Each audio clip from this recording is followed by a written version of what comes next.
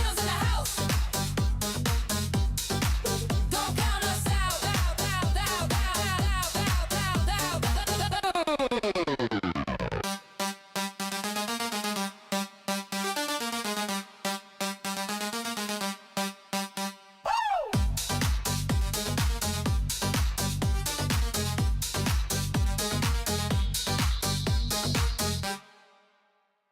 It's time to chat and speak the truth. We will talk with DJs, producers, artists, and dance groups. Our Latino contributions to the scene is strong. With Stephanie Pablo and DJ QMM, you can't go wrong. Hey, House Nation, don't count us out. It took all of Chicago to evolve the sound. Bum, bum, bum, bum, bum, bum, bum, bum. We are Latinos in the house. We are Latinos in the house. We are Latinos.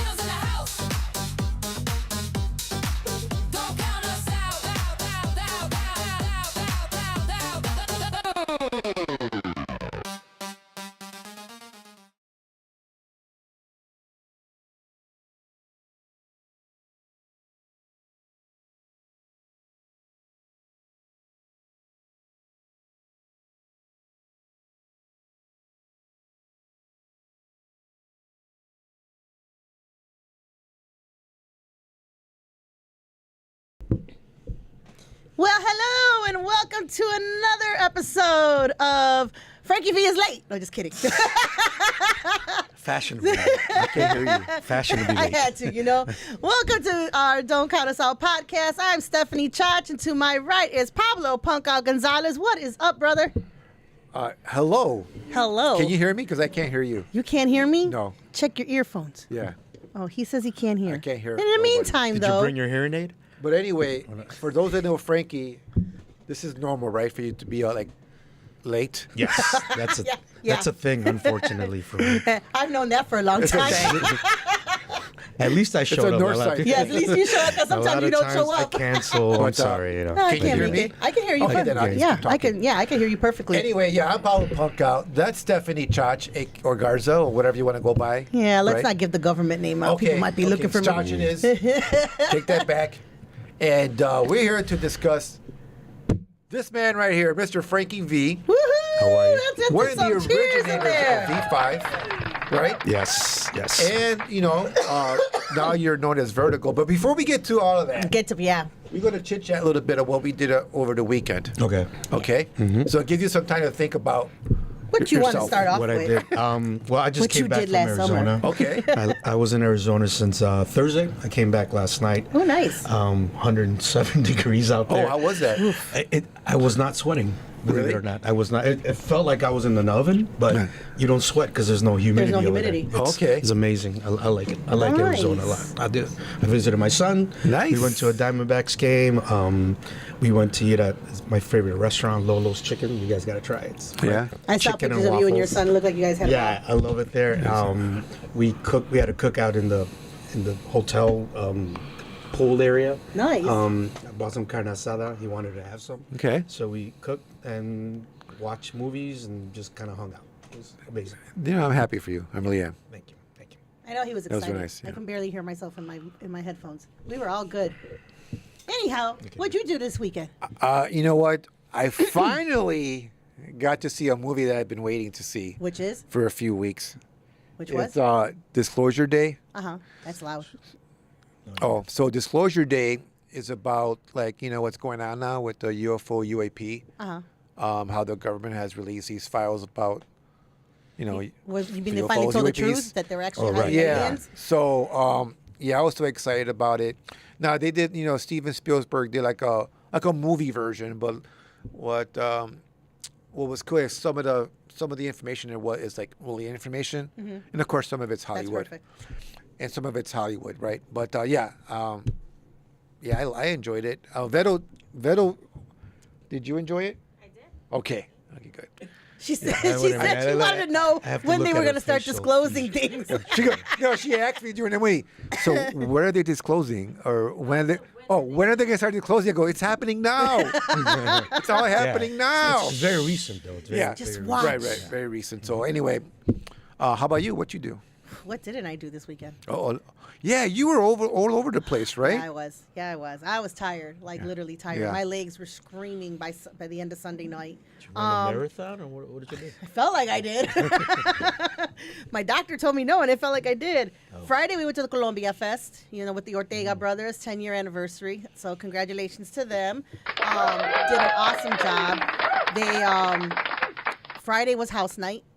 So they had a different variation of DJs, bachata, salsa, a couple of artists, and then White Night performed, Sundance performed, CZR was there as a DJ to Sundance, DJ Cuco was there, and who? Oh, Tim Spinning Shomer was there as well. It was a great vibe. It really was. Okay. White Night did some, a new track. How was it? It was. Is it bachata or something? Yeah. You did a bachata house track? kidding, I don't Oh, know. It was cool. It was How'd you cool, know that? Reggaeton, bachata. Yeah, he was doing like a reggaeton bachata. Rigga House. Really? Rigga House. Oh, Rigga nice. House. Rigga House. Yeah, we just came up with something different. Reggae House. Nice. So it was cool. It was a cool event. Yeah. First day, of course, little slow. So, and then Saturday we went to the AOC picnic. AOC stands for? Ace of There you go. Clubs.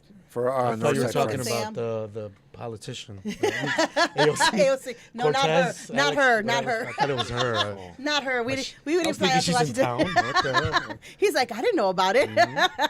So yeah, we did the AOC picnic cool. earlier, and then after that, what did we do after that in between? Oh, I went to the drone show. I took my granddaughter, so that was fun. We walked a couple of blocks. That's probably why my legs were killing me. And then Mike had the Hall of Fame with Jesse B. And all his Okay. crew coming in. They Okay. did a phenomenal job. I really am sorry that I did not go, but I was hurting. But they did a phenomenal job. Tony, is it Tony R, babe? Tony R that was recording? Yes. Yeah, DJ Tony R was recording on TikTok and had all of the acts on there. I mean, they just did a phenomenal job. So shouts out to Jesse B and his crew. They did a phenomenal job. AB from TKA still has the voice. Nice. Still has the voice. If you guys don't know, AB was the original, one of the originators of TKA before Angel came in. And then Sunday, what did we do? We had lunch, and then we went to Tacos and Tamales. Tacos and festival. tamales. Yes, Okay. Tacos and Tamales. Is that in Pilsen? Still? Yeah, Okay. still in Pilsen. That was I thought by, they changed the location. No, This, where's it? Where was it at? no, it's still at the same it was still at the same location it was last year. Off that viaduct. I know what you're talking about. Yeah. Yeah, last year they changed the location over to what is it? Blue Island and Walcott. Oh, is that's where they were different. at. So they had that okay. whole Blue Island area, like Oh, from okay. probably Wood all the way through Okay. through Walcott. Who'd you or get something to like that. hear? Spin? I got to hear. Who did I hear? Girl named D Money. She was she was awesome. Like she D just- Money or G D- Money? No, D Money. D Money. Young girl. I mean, she had that crowd like in her hand. What was she playing? A little bit of everything. Okay. She had bachata, she had banda, she had house. I mean, she did Everything. it all. Oh, she was a All over. DJ. Yes. Oh, I'm thinking She the singer. did it like, all. How does she sing all that music? I think they said that she was related. She was the niece to DJ. Is it Flomax? I think it was. If I'm saying it wrong, I'm That sorry. sounds like my pill I take. It sounds like the air nasal spray. I know, but I think that's his name. So if I got it wrong, I'm really sorry. Who else did I hear? We heard Al. There was a little glitch in his set, unfortunately.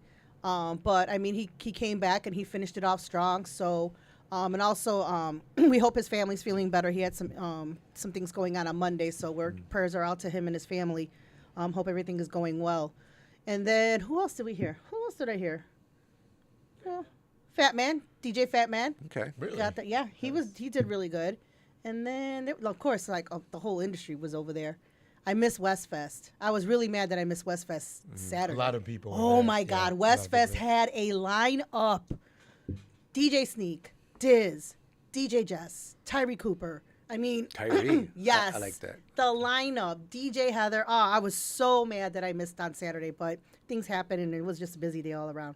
But yeah, I had a full weekend. It was very, very full, and I'm excited. So, Well, you know what I'm excited about? what are you excited? Talk about? to this dude right here. Yeah. Yes, we are. And Frankie, thanks for finally making it.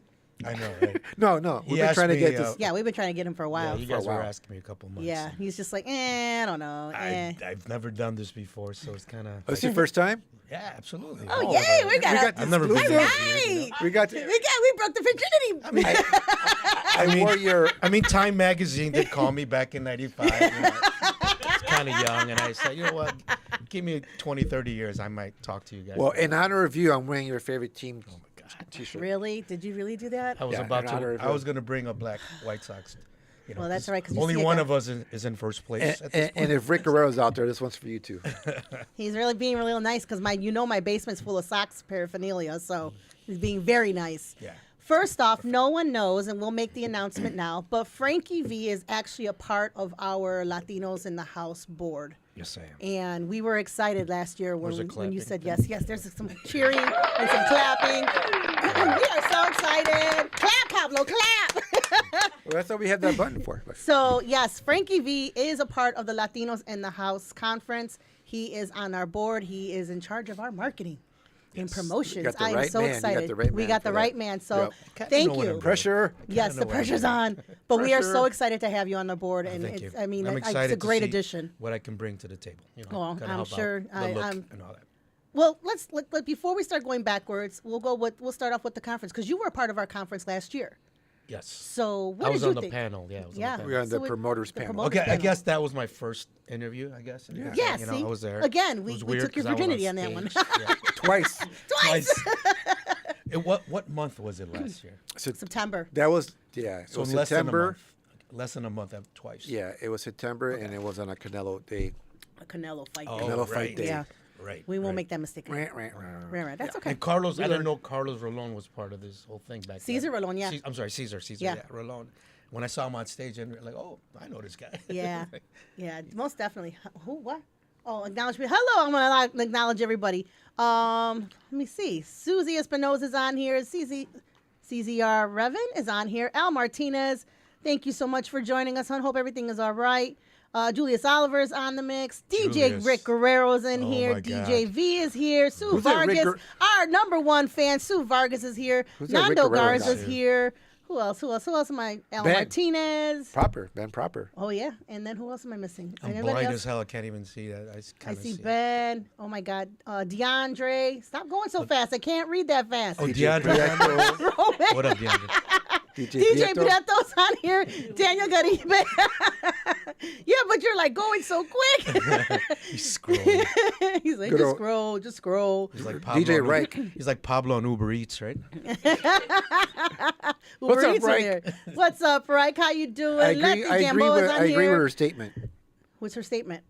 Frankie, are you being a diva? No, he. Stupid Google Maps took him somewhere else. Yeah, I was on Esteban on 59th here and- is on here. Thank you for joining us. Thank you for joining us, everybody, on TikTok and YouTube. We are here with the one and only Frankie V of V5, the originators, and now Vertigo Entertainment. Mm-hmm. We are excited. I know we started with Latinos in the House and with Latinos in the House because we always got questions about that. Okay. But, man, the life you have led. Now, I've known you since 1999. Oh, wow. Since I was working for CFA. Got enough for now. There's Yes. associates, yeah. That's when I met you for the first time. And David was there, Tony. David Torres. Tony. Yep. Okay. Frank Monroy, all of you guys. And man, at that time you guys were just, I won't say just starting out, but it was something that was brought to my attention as a party goer and as a club goer. And then also working for them. But man, from the time I've known you since 1999 to now, it's a long time. Right. It's 29. I'll give it out there, 29. Wow. But, dude, the history, the career, the promotions, the clubs, Yeah. the scenes you have seen, the entertainers, just in general, man. I know Pablo's going to go with your beginning because you guys grew up together. I know this guy said he was almost in Pampers. almost. I was like in 8th grade, I think. Yeah, you were in Pampers in 8th I was grade. in 8th grade, yeah, when I met this guy. He was creeping on, trying to talk to my family or something. I don't know. Like, who is this guy? Who's this guy coming over? But when I found out he was a DJ, I met you when you were at Kelvin Park. Yeah. I think you had just graduated, or you were. No, a I was. senior? Well, what year did you start Kelvin Park? I don't want to say it, but it's in the Well, 1987. Okay, so I graduated in '86. Okay. So yeah, I met you when you were a freshman. His sister Sandy was a good friend of mine, and then that's how I met him, Yeah. right, through his sister. And what I can say about Frankie at that time, he was very eager to learn. Right. Like you were hungry. He was always asking me questions. Trying to be a DJ is what Well, I was learning. I yeah. can't wait to hear about that Yeah, DJ career. and that's what happened. You know, I found out he was just learning how to mix, and then anyway, Frankie was a DJ before he was this famous promoter. What was your original DJ name? Oh man, you know, bring that one up. I was, my name was Quick Mix Frankie V. How many quick mixes are there? Right, quick mix Frankie V. He's another quick mix But over I there. actually, You're the the original. name was because I would mix like a lot of records and like a lot. I would do a program and pile up the records. Yeah. And like 10 seconds each record, 10 seconds. So I was, that was the name, the reason. Right, and you would throw them across the room or stage. Yeah. Right? That's how It fast you happened were once or going. twice. I had to buy doubles. No, but Frankie turned out to be a really good DJ really quick. And I was there to witness maybe his only battle. Was that, how many battles were you in? Maybe like 3. Okay. Well, I only witnessed you in one. And How do you do? He was a judge. I was a judge, Yeah, right? he was You a know, judge. and yeah, he won. He was he beat out of the popular DJs and at the school at Kelvin Park and other high schools, like a high school battle. Mm-hmm. Yeah, I saw that trophy. My dad had it Yeah? in his office. Aw, Like a trophy with a medal, has a medal on Yeah. it. Like it's pretty cool. Aw. yeah. So, but he definitely threw down. So it was a good performance, Frankie. Yeah. I mean, when I started DJing, it was like more so, house music, freestyle. I like playing freestyle. You? Now, believe it or not. What? I was You played Cynthia? I was very, What? I was Oh my very, God. very good at free. I mean, look where I grew up. I grew up by the Yeah. Boricuas, and that's what I listened to. By the And Boricuas. The Boricuas. So then I would play that house, go back and forth, house and freestyle. A little bit of high energy, but not much. No one really listened to that up in my neighborhood. And then I loved battling. I remember as a kid, somebody introduced me to the DMC battles. I got a tape on there, and my buddy and I would buy the tapes and just sit there, and I would watch them. And wow, this like Rick the Ripper was on there, Bad Boy Bill was on there, and then that guy from New York who won. And I mean, these guys were amazing. They were amazing. Yeah. And I tried to mimic them as a trick, besides the regular DJ thing. And I was good. I'll admit I was good at scratching, doing the backtracks and all that. I was able to do all that. I quickly learned. But I was actually his he took me as his I'll let you say. I'm gonna keep quiet. I was his I guess his tour guy or whatever. I was what do you call that? Where Apprentice. His Like record carrier? Yeah, I would carry his crates. Everyone say that. I carried his crates. I'll say it. I was carrying his crates because I wanted to see these parties. Like the reason I got all into this and it interested me was when I was a kid. I must have been 8, 9 years old, roughly. My cousins lived upstairs from me. They were older. They were in high school already, and they would have parties. Like her friends from they went to Kelvin Park as well. They went to Kelvin Park, and they would have parties once in a while, the Saturday nights, and they would play the whole BMX stuff. I would try to go up there. My dad would be like, "No, you're a kid. Like that's their kind of party. You can't go up there." And then he would go to sleep, and it was Saturday night, and I would sneak up there. And I remember the first time I actually saw this, I was hiding behind a couch. One of their couches upstairs. They didn't see me sneak in there.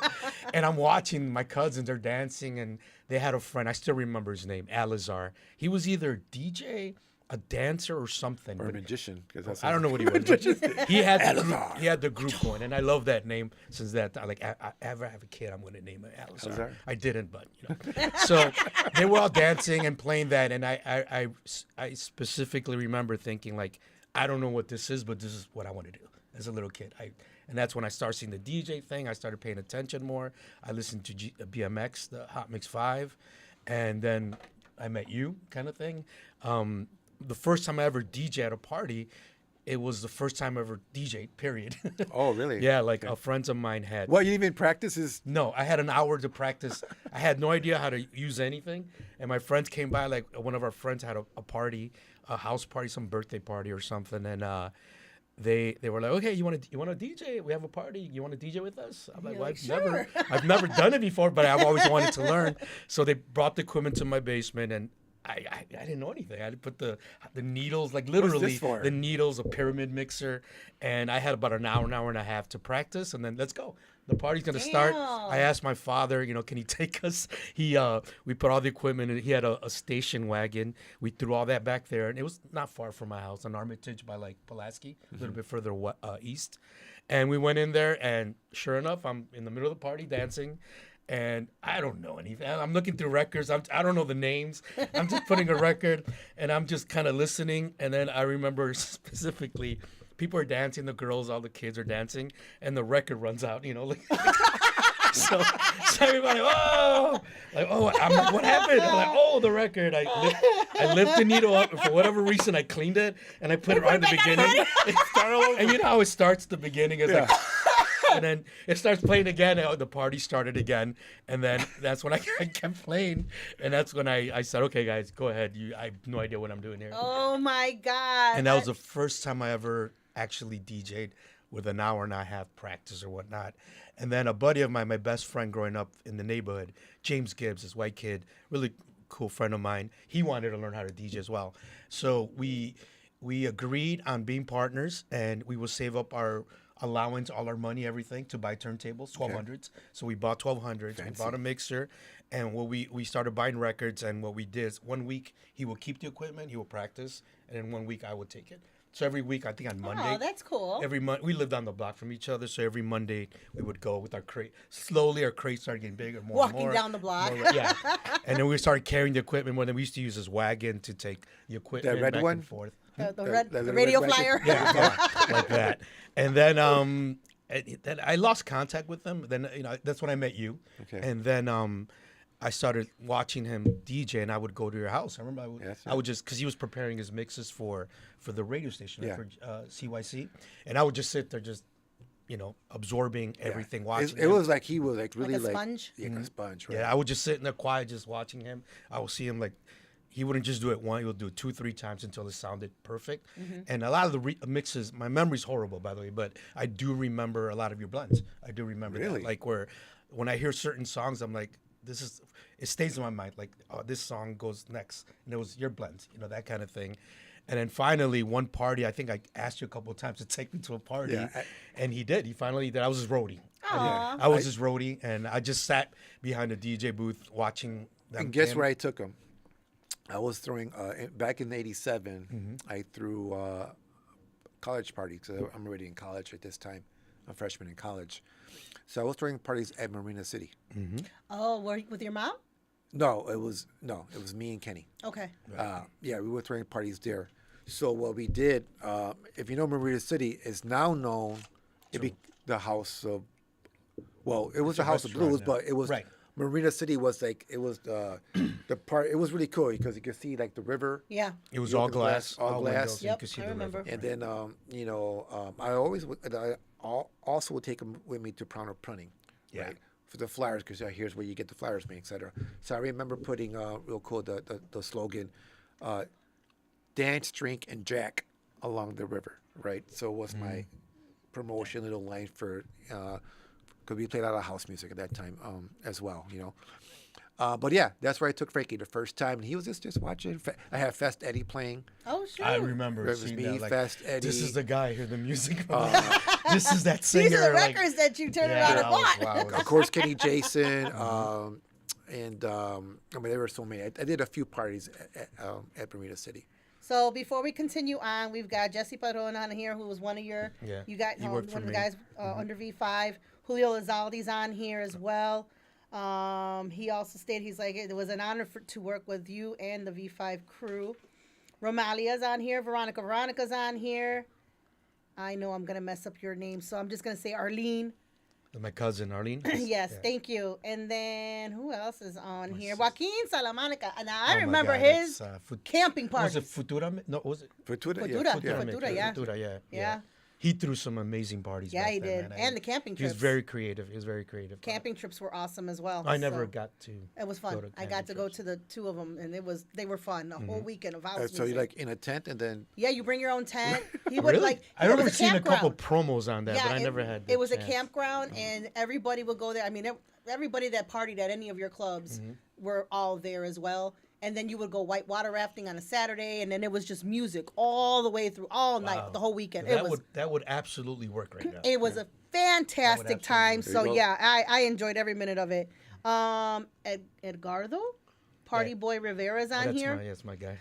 So Edgardo, there you go. ponte a trabajar. You know what he said, right? In Spanish. get to work. There you go. Very good. Very good. He- We are he's, here. He's a good friend of mine. He worked for me quite a while.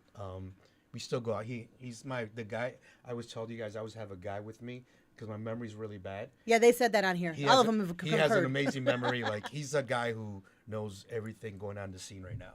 So when I talk to people and he realizes I have no idea who I'm talking to, he'll come up to me and say, "Hey, that's so and so. He worked for you, or she worked for you at this club, blah blah blah." And they're like, "Oh yeah, hey, what's up?" And then I continue the conversation. I experienced. I didn't know the severity of it, but I experienced it last week. Last week. Yeah, I was at a at the- private event, right? And there were some girls like, Yeah. what's up with Frankie? He don't remember me now?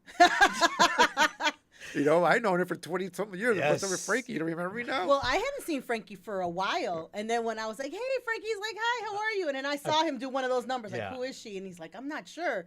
And then after a while, he came back, and I was like, "Oh, it was really good seeing you." He's like, "Oh, now I remember you." I'm like, "Okay." It's ladies man over here, lady man. No, Man. at that party, at that one, my cousin was there, and we're leaving. He was cracking up, and he's another one that does the same thing. Like Edgardo, he'll come to me, he'll tell me, "Oh, that's so and so." He's more for the old school crowd.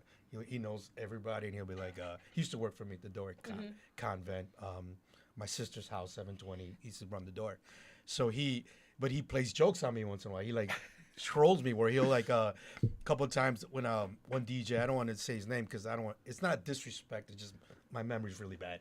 And I'm talking to this guy, and again, usually I'm waiting for him to come to me and tell me, "Oh, that's so and so," and he wouldn't.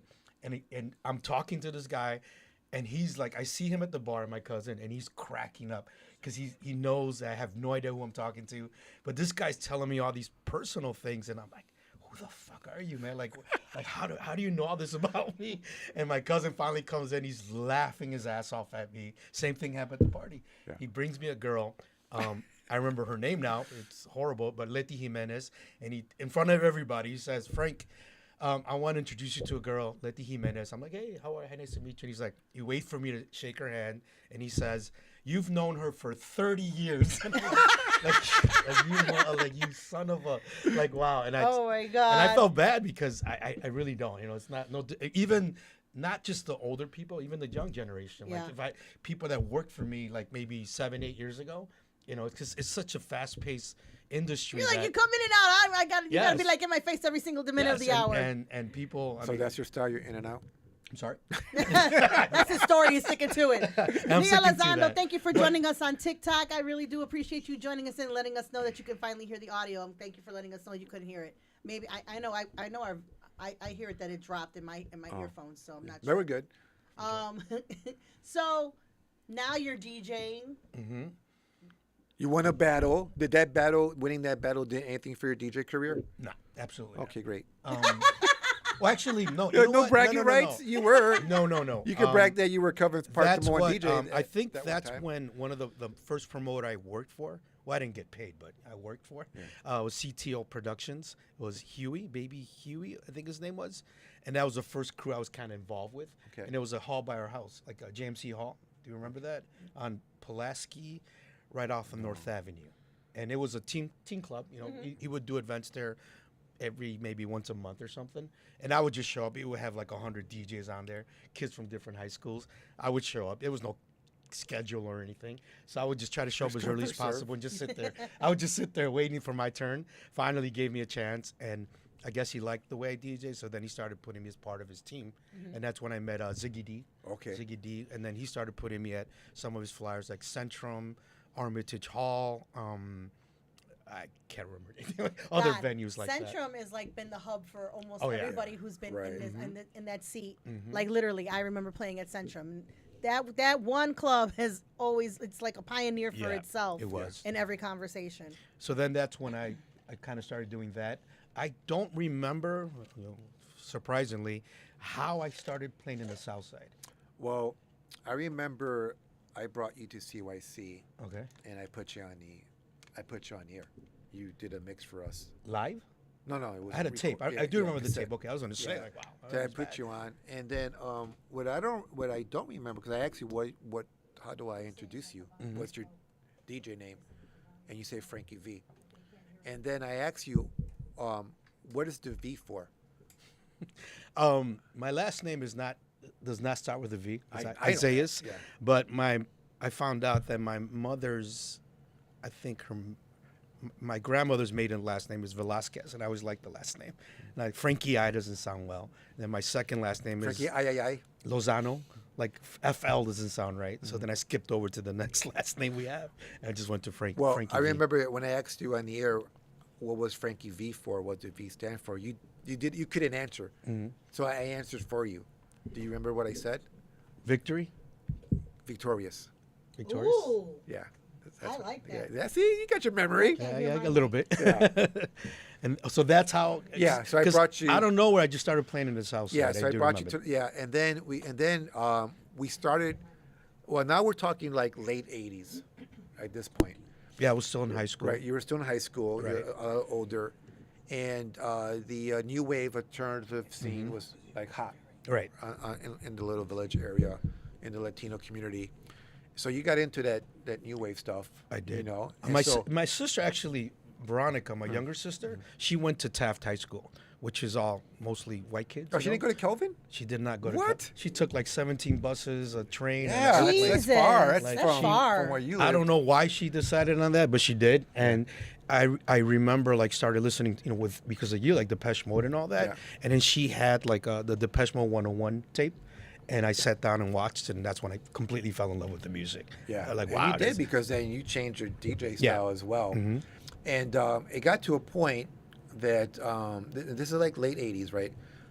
He's not a promoter yet. He's still like, but Still DJing. right? Yeah. So, but we made a little crew, a little new wave crew, because on the South Side, there were a lot of there were always been crews on the South Side, right? Party crews, whatever. That's Yeah, always yeah. been a thing on Well, the the South North Side had 'em too. But Yeah. but the South Side started doing like the little new wave crews. Right. So there was like Industrial Network. Yeah, I Remember them? Amazing name. I love that And name. others, that I just can't remember. So we did. Me, Frankie, and the other DJ, Yayo? Yayo. Yayo. But me and Frankie we were the Northsiders. Mm-hmm. So we called our crew Music Conspiracy. Right. Yeah, he came up with the name. MC, yeah, Music Conspiracy. MC. Yayo became like my partner at one point. We started doing the parties together, Yeah.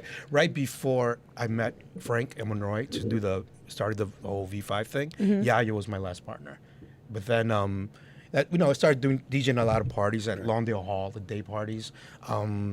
Bunch of Southside banquet halls where we were DJ. That's where I met everybody. I met like the Nomenclatura, Oscar Alcantar, Rigo G-String. I met That's a cool name, Rigo G Street. Rigo G-String, Nino, Notorious Nino, Fast Boy Javi, like Numo Dan. He had a different name, I think, back then. It was a Numo Dan. But then I met all those crews, Joaquin Salamaca. I met Eddie Reyes, Evil Ed, all that crew. And then I became a Southsider by, Yeah, by they default. adopted me. That's what happened to me, I too. was adopted by the Southside. Yeah, me too. That's what happened to me. But you know what? The Southsiders, what I appreciate, they embraced Yes. embraced us. They were very friendly, warming. And We were the only. Were we think- the only Northsiders? for a while. Yeah. Wow. Yeah, because everyone was from the Southside. South Side. You know that All that your scene. numbered streets because you you can't know. remember words and stuff. Who me? Yes. Thank God it was number streets. I always I mess thought with that. 26. Mess with the Southsiders. Oh, that's 10 blocks away. So yeah. But then okay, so now let me refresh your memory. So now he's he got the DJ thing. We got a little party crew. So this is probably an opening. Then I'll let him talk. I'll let you talk on your own interview. Oh, isn't that sweet? Oh, No. he's so nice. He's so I want to say your first like bigger production before V5. We had you fly in some groups. Oh, yeah. To perform. What year? This is I think maybe 1990 1991. or 89 or 90, somewhere there, early. Okay, so we did an event together, along with Leon Liam? and the boys from camp. Yeah. That was the KMP. production name. They were the Northsiders KMP. too. Right, They right. were Northsiders actually. So we did this at the what's that little what's that name of that Are you talking about place? Red Flag? Cermak.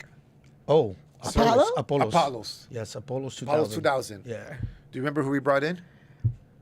Anything box? Yes, Anything Box and La Causa? no, Cause and Effect. Cause and Effect. That's right. That's right. So actually, I He think, was close. No, He there's was close. one of the flyers that I sent. It's on there. I did Yeah. bring that. Oh, The- good, The yeah. flyer's on there. Someone said you brought red flag. Yeah, that was probably that was after. Yeah. Yeah.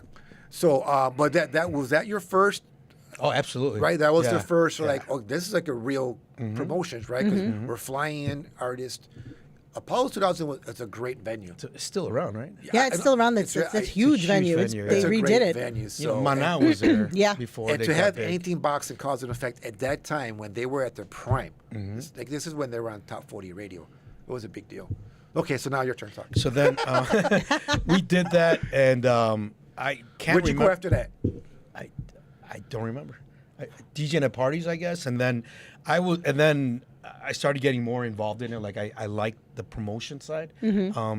I wanted Less stress, or I wanted to do more of it, and then we did a disaster of an event, Red Flag. That was a disaster. somebody saying it was like red flag, red flag. I'm Yeah. like, what the hell is a red flag? It's a band. It's a new wave band. you Yeah, know. a new wave It's in band. pop early '90s. We did it at Oak Theater, and Yayo and I did it, and we lost our ass that party. I have no idea. We did all the promotion the right way. They were popular. We just lost our ass, and Wow. and that's the first time I've tried it 3 times. When I said, okay, I'm out. Because I didn't like losing, and I just thought, okay, maybe this is not a career. This is more just For fun. It's the signs are there for me not to do this. Right. And I tried to get. I left, and I said, okay, I got to get a job now. I got my first real job. I remember. Out in Elmhurst. Doing what? I was a collector on the phone. I was that guy. I was a lose kid. money I and was I'm like now I'm 19. gonna go and collect it. Yeah. So I was that guy calling you saying, hey. You owe us money. Yeah, I see you're 32 days behind on your bill. And, Would you like to make a payment today? He called me once. I'm like, damn, Frankie, give me a break. It was fun though because you're interacting with people like from all around the country. You know, you had the southern people with the southern twang, and then so I decided, okay, I'm no longer gonna do events anymore. I'm just gonna be a DJ, and until I get tired of it. And then that's when I met Monroy. So somebody's got some messages on here, so I'm gonna read them. So Joaquin's like, FYI, Frankie was a guest DJ at Ducatomy Entertainment. Dichotomy, yeah. Thank you. That's his at company. the Palladium. Palladium, yep. I have Tropicana flyer. de Cache in 1995. He absolutely put people in a beautiful trance along with Julius and the Ducatomy crew. Dichotomy, yeah. That's his crew. That was and then Joaquin's crew. CZR says, Frank, remember when you, Julio, and I went to LA to research the rave scene out there? Oh yeah, I did a rave too, by the way. Really? I called it Before Joy. V5? Yes, Okay. way before V5. Way before V5. So how'd that go? I did okay, nothing crazy. But I called it Joy, Joy, and the flyer. We did go to LA because when the rave scene was blowing up, and I wanted to see like a real. Back then, the real raves were in the West California, Coast. yeah. So we went there, and I'll admit now, it's been so many years. I'm sure nobody can sue me. So I saw a flyer that said Joy, and I loved it. So I'm gonna do this party. And then I ripped the back of the flyer. So when I came here, I redid that, obviously with my own taste on it. Right. So I brought it to the printer's place, which was, it was that Asian owner on Hubbard Street. I forgot the name of the printing place. It was the top printer at that point. And I told him, this is the front of the flyer. And the back I did, I brought, some of the typical rave guys. And plus, a lot of our new wave DJs turned into rave yeah. DJs too, right? That's hilarious. And we did okay. It was like some hall or some factory that we rented out or something. But I tried it once. It wasn't really my thing. I was more the new wave or house music or whatnot. But so yeah, I tried to leave. Back to the story when I got my job. And then, you wanted to do the first hour of this, right? Because you still want to. No. You do. This is your interview. You do what you want. The first hour, we wanted to talk about his history before V5. Right. And this is still part of it. Right. But it pretty much ended at Red Flag. Okay. That's when the whole alternative.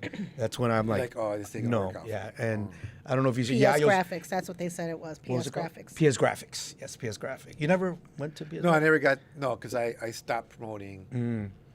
That's when they were doing they 90s. started doing the 4-color jobs. Oh, the Remember fancy 4-color? stuff. Yeah, the 4-color flyers.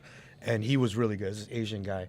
But the crazy thing is that where the printers was, PS Graphics, is now where CMN office is at. That same building. No On way. Hubbard Street, yeah. That's the same exact building. I just remembered right now where PS Graphics was. I was like, why do I know that name? Why do I know that name? Yeah. And I forgot all that's the about it. same building, exact same building. Wow. He just Henry took over it and turned it into an office. Let me tell you what. when CFA started their offices, I know that was in a smaller spot, but then they went to Jackson. Jackson, right. And I was talking to 3J about. We were just going down some memory lanes, and he's like, "I heard about this. I heard about that." I was like, "I can confirm some stuff."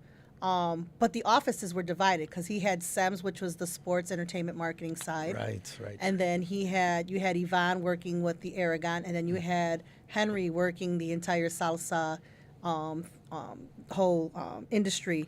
But a lot of people, because you were a part of that, because everybody had to be a part of it, was the first Latin Grammys. Oh, yes. CFA did that, and I was a part of that whole thing along with a lot of other people, and that took some doing because, I mean, it was the first. They considered it the Latin explosion at the time when you guys were starting. in L.A. or Miami? It was in L.A. Okay. It was in L.A. We were It was we at were the actu- Staples Center. We actually walked the red carpet. Wow. Like Frank, David, and I, and that was amazing. I forgot that they were part of it. You're Yeah, right, that they CFA were. was the producers behind that, and at the time their offices were in New York, Texas, Puerto Rico, Mexico, were New huge. York, They're huge. California. They were huge back in the day, and I mean the whole when Shakira came out, Jennifer Lopez, Mark Anthony was just starting his salsa career at the time, and he blew him up, and that's how they became best friends. Right. I mean there was just so much going on at that time, but yeah, I'm sure his offices are bigger now because it's only just him now. I was there. I mean, it's been a minute, but maybe after when I sold the V5 thing, that little gap, I went there. I think I helped them run some. They were doing some like activations around the country with Wrigley gum, I think it was. And I went on a tour with the Wrigley thing. We went to like Arizona, Texas, with Tony. Remember Tony? Yeah. With Tony, we went to a few cities, and this is like when I left V5, and I had a little time to do it. Let's talk about, since you already mentioned that you ended, you got kind of scared because you lost a couple events. You lost some money in a couple events, and what made you? And you say at this point in your life, you met Frank Monroy, right? So you and Frank Monroy created V5. Is that fair to say, or were Yes, other people absolutely. involved? No, absolutely. It was just Okay. him and So I. how did you meet Frank? What year? Was it mid '90s, etc.? It was like 92, 93, I think it was. Okay, and now you weren't 21 yet, or were you? I was just turning 21 Okay, at that time. because baby. I think what with V5 thing, the thing that elevated you guys to, just another level. I still see you. I see you as a kid still in my eyes because I know you for level. But Frankie, you guys, you and Frank, and you took it to another level. You're like one of the most successful Latino promoters like ever in Chicago history. For decades, people that V5 name just It was everyone, everywhere. everyone knew it in the Latino we- community. How did you start that? Let's share it. Well, we did a few parties first before the whole V5 idea came about. I started, I think Yayo and I, if I remember correctly, we were alternactive, but somehow I created a new name called Volume Entertainment. Like I like the letter V, so I went with the letter Volume Entertainment. We see. So it's Volume.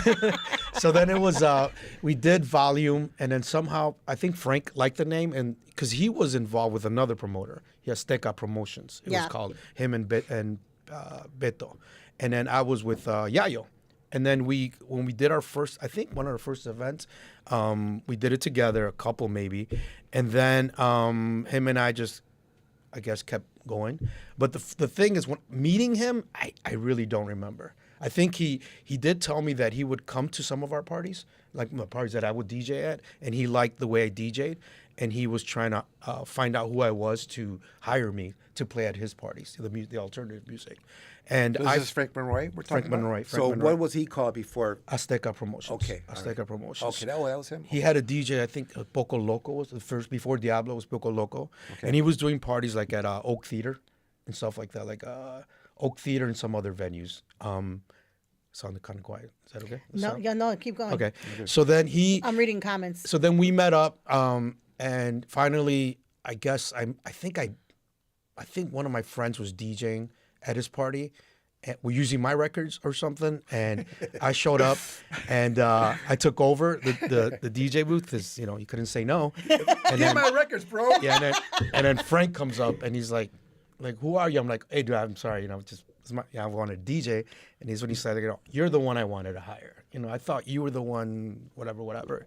So, and that's how we connected, and we started doing the parties together, and then Well, walk me back a little bit. How did that conversation go? Because you just don't say, "Hey, let's become promoters and let's be partners." Hey, okay, that sounds like really great. Like, let's do that. It was we did a couple parties like at Oak Theater because he was already in there. I was not at Oak Theater.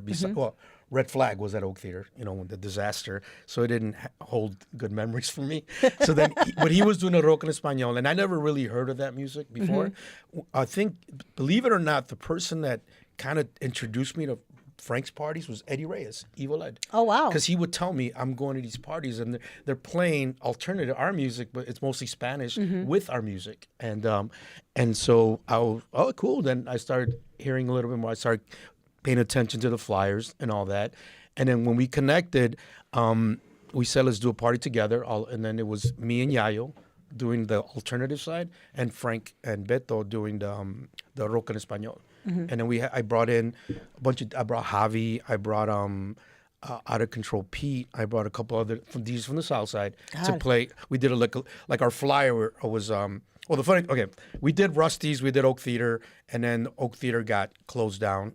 They remodeled or whatnot, and we did a party with Caifanes. Caifanes were performing there, and they hired us to help promote it.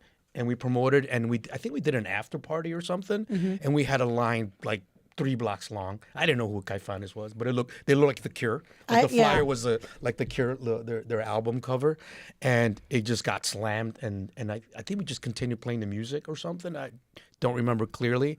And then Oak Theater got shut down. We tried Rusty's, Prop House.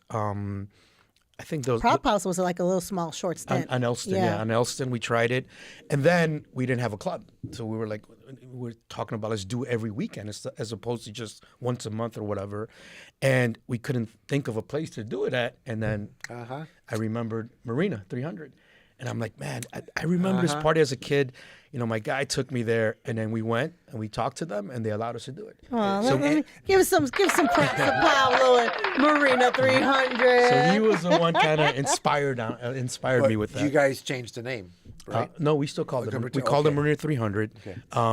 And one room, the back room was mostly tropical and Spanish, and then the main room was alternative and with rock en español. I think Diablo came in. That's when. And this is now you're 21, older, so. Well, we were still doing 18 and over, 21 to drink. One part 21 at drink. Marina So 300. that's a game changer when you have liquor involved. But the thing was, our majority of our crowd was under 21. Yeah. So we were packing. We're doing 400 or 500 kids in there, and then we got raided. The cops came in and they said no more 18 and over. It's got to be 21 and over. So then I think we did the front room 18 and the back room 21, and then we had to change it all 21, and the numbers dropped dramatically. But we still do maybe 200 people. It was still okay. And then they tell us, okay, we just sold it, so you guys have I think a couple of weeks. They said a couple of weeks before it's done. Oh, Buff City. So Frank and I were kind of nervous, well, we got to find a club now. And that's when we kind of, okay, now we have something going here, and then we stuck together. Now we're going to get our own spot, just him and I at that point. And we used to go to Cairo, remember Cairo? Yeah. Oh, on Tuesdays? Yeah. Yep. So we used to go there all the time. That's the only Latin night they had at Cairo. And they were about to change the name. We didn't know. We didn't know they were changing the name, but we knew the venue. We loved it. And we wanted to meet the owners, but we were thinking, what way can we kind of wow them as opposed to just meeting them during the day in a meeting? So we came up with a plan where we rented a limo, and we got, I think, champagne in the limo or something. And on that Saturday night, we went, and we knew the owners were there. It was 2 sisters and a man, Shar and Sarita. I remember their names and their partner. I cannot remember his name. And we went to on Saturday night at Cairo, and we introduced ourselves, and we said something like, instead of us telling you what we can do, we want to show you. So we took them in the limo. We took them to Marina 300. We only had a couple weeks left, and they saw it, and they were like, all right, well, we'll give you the upstairs room. Would you? And that's a huge room compared to Marina 300. So they went back, and then we got the club. We got a real club now.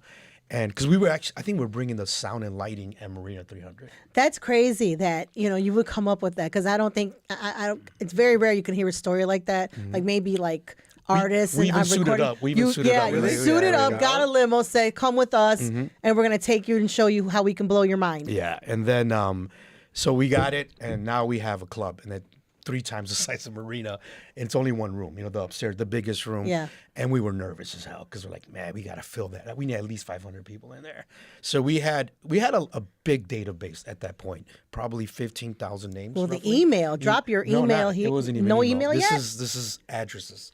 Just addresses. Oh my Like God. literally, You're mailing? like mailing. Oh, We're that's doing expensive. that. Holy crap. So Frank was Those really stamps are good. expensive. Monroy was really good at organizing things like that. So we would go to my sister's apartment upstairs, and we would invite the guys, our DJs, like, "Hey, we're having a pizza party." They would come in, and we're like, "Nope, you gotta work." So we had like an assembly line where we would buy all these envelopes. The flyers were printed, all these stamps, and then I think we had a wet thing to close the envelope, so we would pass it around, a table full of us, our DJs and us. You stuff the envelope, you put the stamp, you put the label, you close, you seal the envelope. You run out and deliver it. No, Frank was always the one that in the morning, because it took us Yeah, hours and hours, and in the morning he would eventually put it. We had all the bins that we got from the post office, and then he would go in the morning and drop it off at the post office. So we did that, and we were everywhere. We were putting posters in every club concert. We were in front of every club passing out flyers. We had no time off. We had to make this So was it success. just you and Frank Monroy at the time? Mm-hmm. It was just us two, and it was. But we just adopted Volume Entertainment. That's what we were called. Volume Entertainment. It was him and I, and then the night came finally. We were nervous as all hell. Is this still Cairo, or you named it No, something else? now they changed it to my sister's house. My sister's house. Okay. And then what we did, we did every flyer we would do. One side would be English, one side would be Spanish. English would be the alternative stuff, and then Spanish would be the rock en español. Frank would handle the Spanish, I handled the English. So on the Spanish side, we kind of redid the flyer, the logo, La Casa Mi Hermana, and then the English was my sister's house. So we did it, passed out posters. We were literally on post, stapling the posters, promotions used passing to out be. flyers, the old school way. We were in front of Apollo's. We were in front of everywhere possible to pass out these flyers. And then the night came, and we were like, man, you think we're going to pack it? I don't know how Frank felt. I was nervous as hell. And out of the blue, we had like 3,000 people show up. Wow. It was insane. And the line went, I don't know how many around blocks. the block, The yeah. owners were like, what in the hell did you guys do? We just promoted. And I remember, obviously, we filled that room up immediately. So we went to each floor, and they had they were open. Yeah, each they had floor, different their own music on DJs. each floor. And we just went, I remember going to one of the floors, like, how much are they paying you?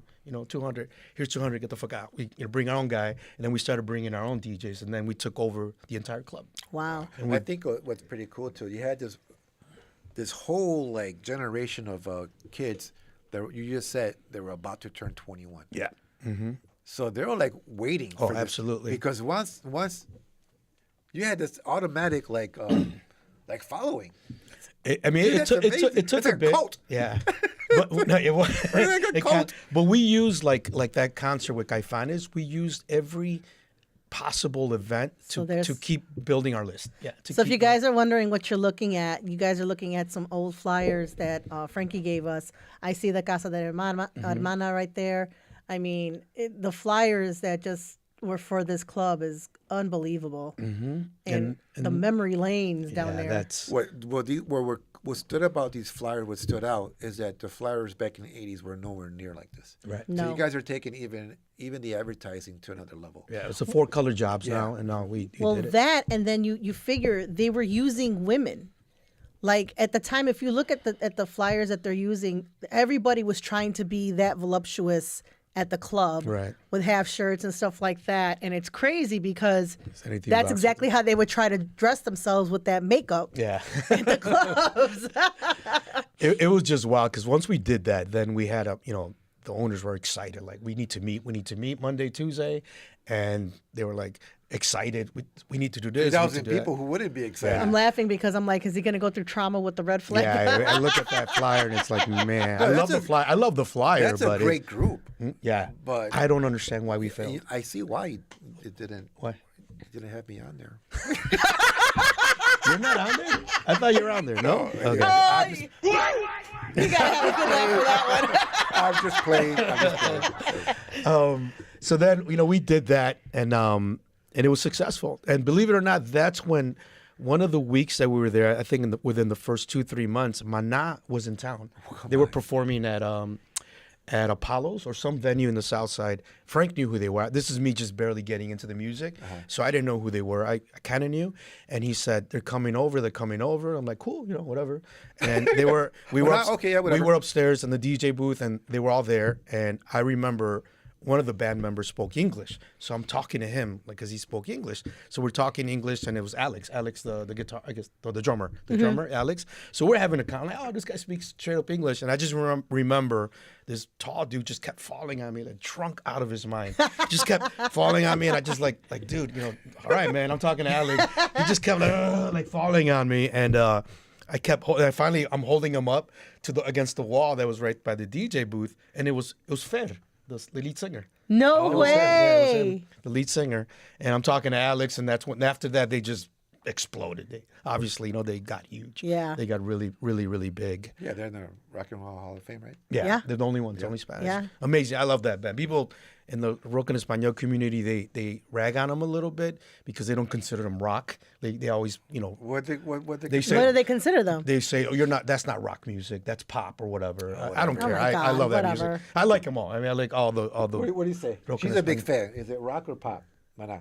I say rock. Okay, there you go. It's rock. I would say No, rock, it's too. rock. To It's me, rock. to me, Mana is like the U2. Yeah, U2, exactly. like a lot of It's the people U2. rag on U2. Yes, they don't it's say they're U2. rock, Yeah. but they are rock. Yeah. It just may be a little softer or whatnot. But so then we did that, and then they come up to us maybe a year, maybe less than a year and a half. The owners come up to us and said, "Oh, by the way, again, we're selling." Like, here we go again. We're selling this club, and a new guy's gonna come in and buy it. And It was Ed Tunney. Ed Tunney's like, he's coming in here. I don't know. It's up to you guys it's up to him whether you guys stay on board or not. And we're killing it at this point. We're packed every night. He comes in. He's a little cocky. He's kind of Yeah. like, Well, his brother was the alderman.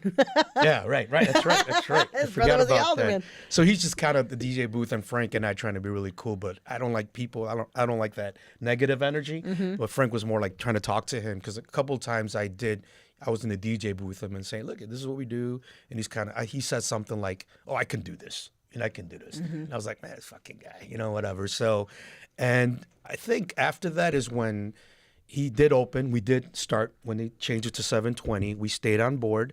And I don't remember why we left, but we eventually did leave, and he brought in some other promoters to continue the stuff that we started. But to a lot of people, the young crowd, what I try to explain to them, because they're Gen Z and some of the millennials, to them it's normal to go downtown on a weekend in a Latin nightclub, and I tell them that did not exist back then. Right. Back then, the nightlife was very segregated. Yes, it was. Latinos and black nights were between Sunday and Thursday.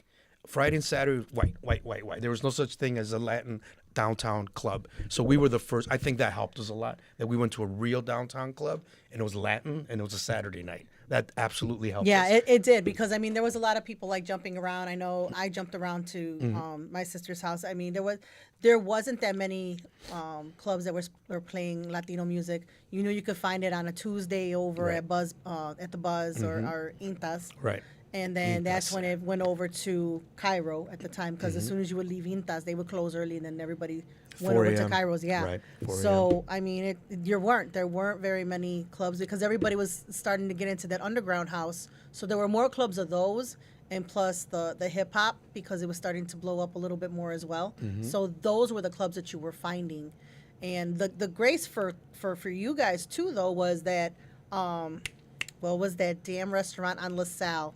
It closed. White Cafe Iberico.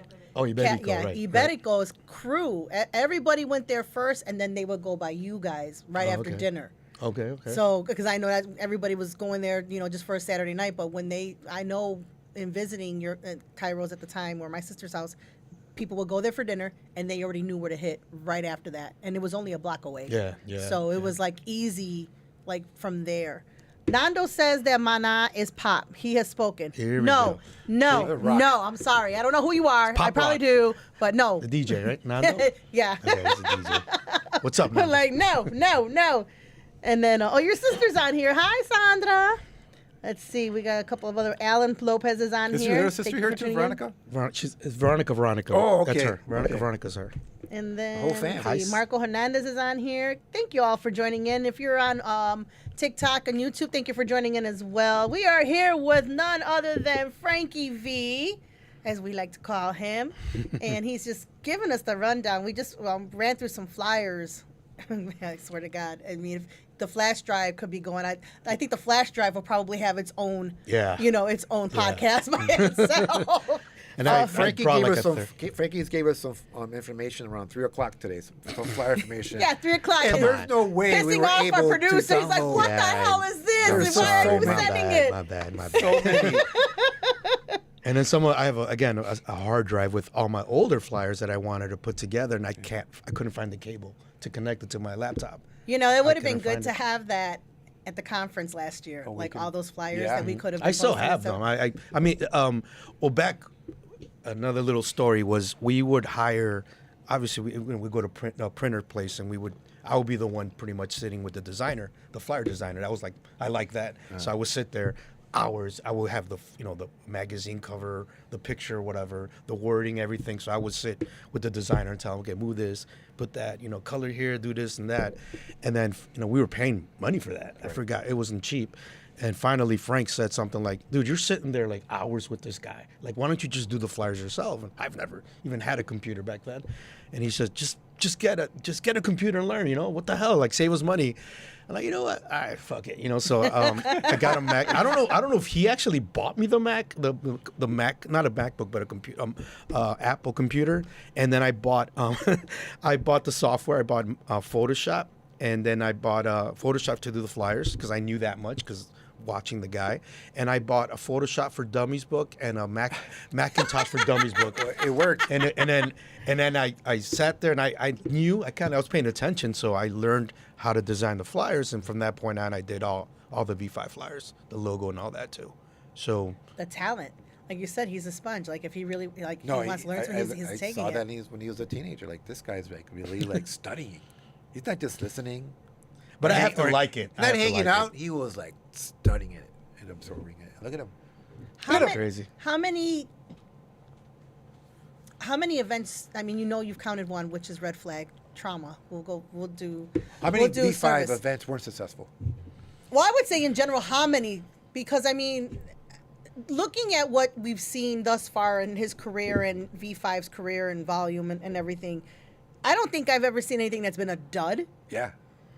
But I don't know that because I'm not them. So how many events that you thought would just blow Has up? there ever been a dud when you guys? Yeah. No, I started? mean, 'Cause we never really, luckily, and we never really had a flop. Thank you, Raul Reyes, for joining in. I think when we did a couple of shows and they didn't do as well. Okay. Like that was our thing. We always I think Frank wanted to do more because he was more talking more to Yvonne and them. Mm-hmm. He had more relationship with them than I was. I was more nightlife. So we did a couple of shows that didn't do as well. Mm-hmm. More than it was a loss of I prefer doing nightclub because there's no upfront cost is nowhere near getting a band and all that. So again, I mean, when you look at it in a sense, you're more of the creative mind behind trying to fill that promotional mind. Like, Yeah. hey, this is going to be great. I know Frank is always business. Yes. Frank, I've always known as just very serious. That's why we were a businessman. good team. That's it. That's why Yeah. we were a good team. Absolutely. He handled that part, or kind of putting the plan together, kind of thing. And then I was more. I got the music, I got the DJs, I got the name, the logos, the image that we have. So it was a good combo mix, to yeah. do it. Good mix for us to have. So then after we tried, after 720 when we left, we just kind of went around a couple of the spots. They were okay, nothing crazy. I don't even remember them. One But- of them said Bub City was another place that you guys went Yes, to. we did Bub City as well. Then, but again, nothing was like crazy. Then we were kind of a little bit, kind of floating around. Where I knew you guys blew up when I heard the name Convent. That's what I was leading to right now. So the story behind that is the owners that used to own my sister's house, they just disappeared. They told us we're out of here. They left us with Ed Tunney. We hung around for a bit, and again we're just kind of floating around. And then they call us out of the blue, maybe a year and a half later, 2 years. Hey, we're back. We have a new club and this and that. And we're like, oh, cool, fine. It's a late hour, awesome. Come, we want you guys to come meet it. We want you guys to do the night, Saturday nights. We're excited. All right, now we got another club. and we go and see it, and it's on Armitage and Elston, and it's just a warehouse. Yeah, we're right off the highway. And they said we've been remodeling it, we're fixing it, it's almost ready to go. So we're I think they said something like in 2-3 weeks, and we're like, oh shit, well, I guess we got to get on it, promote. Let's go see it. We go see it, and we walk in, and we're like, okay, it's just a warehouse, yeah. no sound, no lighting, nothing, and we walk in there and. Where's the sound? Where's the lighting? They're like, well, we were hoping you would help us with that. We were like, what the fuck? Like, so then we invested in, I think we were renting lighting a little bit, and then we bought lighting. Like Frank and I invested in buying some of the lighting, and we had our own friends, like our crew, like go on the ladder. You know how high those ceilings were? Yeah, they were. So they were on the we were on the ladders hanging the lights. We had no experience whatsoever. So we're doing this, and then the sound, it's a massive venue. So we were, what sound do we get? We rented from the small room. There's a front room, and then we that was easy. It's a small room to rent sound for. But then I'm thinking, man, you need some massive concert sound for this place. And when I used to go to raves, and I did my rave, and I used a sound system. Like, he was very popular in the Midwest, a sound company. I forgot his name. Really nice guy. I reach out to him, and I pitched him an idea. I'm like, I know you usually just rent sound for a night, for a rave or whatnot. And I go, but I have a proposal for you. He's like, what? He's like, what if you rent it for me indefinitely? And he's like, what do you mean? They're like, you install it, and you keep it there, and I'll pay you, I don't know if it was weekly or monthly, and until the club closes, until if it works. And I was trying to convince him, like, think about it. You don't have to do anything. Just set it up once, fly it, and come in once in a while, touch it up or whatnot, and that's it. Yeah. And I was able to convince him, and he brought in 4 blocks of sound, which is like equivalent to like a massive rave. And because back then I knew that the block, you needed at least 2 for a good sized club, and I said, no, I want 4 blocks of sound. Yeah, because the back room was huge. Yeah, it held like 2,000 people. So then he came in, set it all up, and that sound was just, Jesus, that sound was, it was like a rave, a giant rave. And then we had, the front room again, we did it, tropical music in the front, a small room, and the back was the massive club with the lighting that we bought in telebeams.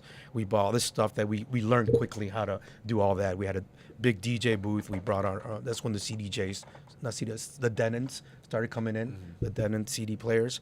And that's when at that point, that blue flyer that you with the convent flyer, that's when we introduced, like it was a double flyer. I remember we needed to be dramatic. So the name, He's obviously, bringing it up right now. The main name is obviously amazing. A convent, yeah. So that's on the bottom left. You see it? Is it the reason I know about Convent because Luis Ramirez was at that same time he tried opening or managing a club. He called it Xfinity, right?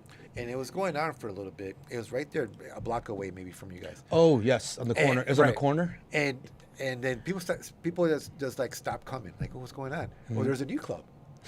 Like, oh yeah, where is it? And so when we go to Convent to see what's the competition, right? Oh, you didn't know it was me? No, I didn't know it was you. Did you DJ a convent? That's Your when sister's saying, Sandy's Yeah, saying. that's Sandy's saying. That was the last place you rocked it. I'll get to that story. That's when my last time I DJ when I retired. So I went to Convent. I'm like, my mouth just dropped. I'm like, wow. Well, do you remember the controversy that convent brought? Yes. Well, you guys, was- were the girls wearing like nun? My Yes. idea was to dress all the girls up like sexy nuns. Yeah, and sexy nuns. And the beer tub girls and the guys like Yeah. like With priests, crosses like and priests. priests, yep. And then St. Mary's is the other side of the expressway, like blocks away, and they came and they were protesting. They Yeah. were protesting, It which was is, all over the news. yeah, any promo is good promo, any publicity is good publicity. brought So more we people in. toned it down a little bit, Yeah. but the fun part about Convent was, people knew about it, and again, we were nervous because now this is a massive club again. We did the same thing. Now our list was up to maybe 30,000-40,000 people. So now we got a little smarter. Our flyers, instead of skipping a step, instead of putting a label, we bought. Frank figured out how to get us a post. The number, Okay. whatever the post thing. Right. Yeah. So we just printed it on the flyer. We just paid it in advance, or he handled that part. So we no longer had to stuff envelopes anymore. So the flyer, we just had a label, put the labels, and that's it. and then it got to people's houses faster if it was separated by zip code. So we make sure our assembly line, like you handle this goes on 606, whatever, and then Frank. His job. I don't know why he liked doing it, but he would take in the morning. He's an organizer. Yeah, he would take it there and do it. So we opened it, and same thing. Like 3,000 people show up. Yeah, The line it was amazing. Andromedas, it was called Andromedas. Oh my God, I forgot about that one. So then the crowd, like I remember, my friends would tell me like our line would go across the street from them. And they would tell them, "You're not getting in there. Come here instead. You're not gonna make it there." And I remember that was probably the only time where, people, cops would get mad when you had a loud crowd and all that. Well, that and the parking sucked. Oh yeah, we had valet. We had valet though. We didn't. But you guys were so packed. Like if you went there later on, you Mm. weren't finding parking, and if you parked in the wrong spot, well, you weren't gonna find your car later on when you walked out. You were was parking wild. by Milwaukee. Yeah, you're and, way up there. Arlington. Yeah, keep going. By the old White Castle, though. I remember one time, a state trooper, like somebody called me at the front door, like, "Hey, the cops are here." I'm like, "Oh, here you go again." I don't know. We're not even managers, we're just promoters. And I somehow went outside, and it was a state trooper. And he's like, "What the fuck? Who the fuck are you? He's all cursing at me. "Who are you?" Like, "I'm the promoter. Like, I don't know this club. Like, what the hell?" I was like, "What are you guys doing?" And I'm looking at the line. I'm like, "Well, it's calm. Yeah, it's a long line, but no one's getting out of hand." He's like, "No, I'm not talking about that." He's like, "What the fuck? Go to the expressway." And I'm like, "What the hell are you talking about?" I took a ride into the expressway, and like from Ohio to Armitage, it was traffic on the right lane Coming off of Armitage, off of Armitage, and people were like, "What the hell are you guys doing?" Like, well, how are we responsible for that? Like, how is that my fault? Like, figure out a way to, I don't know, like close a lane. I don't know what you got to do. And that's probably the first time anybody can say that we caused traffic in an expressway. It was wild. And that's when I noticed, because we were still using Volume Entertainment there, and we would use, I think people would come in and say, "I got the Volume flyer," and the Mexican crowd, they spoke more Spanish than English, and I started paying attention that they couldn't say volume. They're like, "Vengo por volume," and I remember thinking like, I don't like how that sounds, and that's when I telling Frank like, your crowd can't say this name, like my crowd can, but whatever, and when I realized, okay, there's 5 DJs, it's Volume V5. And that's when I called it V for Volume 5. There DJs. you go, folks. There you go. And I was one of the DJs. I was one of the V5 guys. Oh, really? It was me. It was Diablo, Incognito. I think Out of Control Pete, and I think Pesado. It was 5 of us. Well, with Diablo, is it true that you discovered him and you brought him Not me, here? no. Frank did. Okay. He comes from the same town that Frank is from. Okay. So he was playing at some club in his town, and then Frank, I guess, kept visiting every time he would go there, and eventually convinced him. I guess I don't know how he came back to the U.S. And then he brought him in, and he blew up. The name, his look, long hair, he was wild as hell, and it was just, Convent was a whole other level. Yeah, it was. How long was that Insanity. for? How many years? Not even that long. Not It was even- maybe 2 years. 2 years, okay. Maybe 2 years, and then I think that's when Yvonne came in and bought it, and I think we did stay there, but then we moved on to the next thing, and the next thing was first of all, when we were there at Convent, I was already stopped. I wasn't DJing too much anymore, but I was trying different things. For example, because it had this rave look and sound, it was insane, like a movie, Right, yeah. And I loved techno back then, so I started bringing in guest DJs. Like his name was Pulse 8. He played at Crowbar.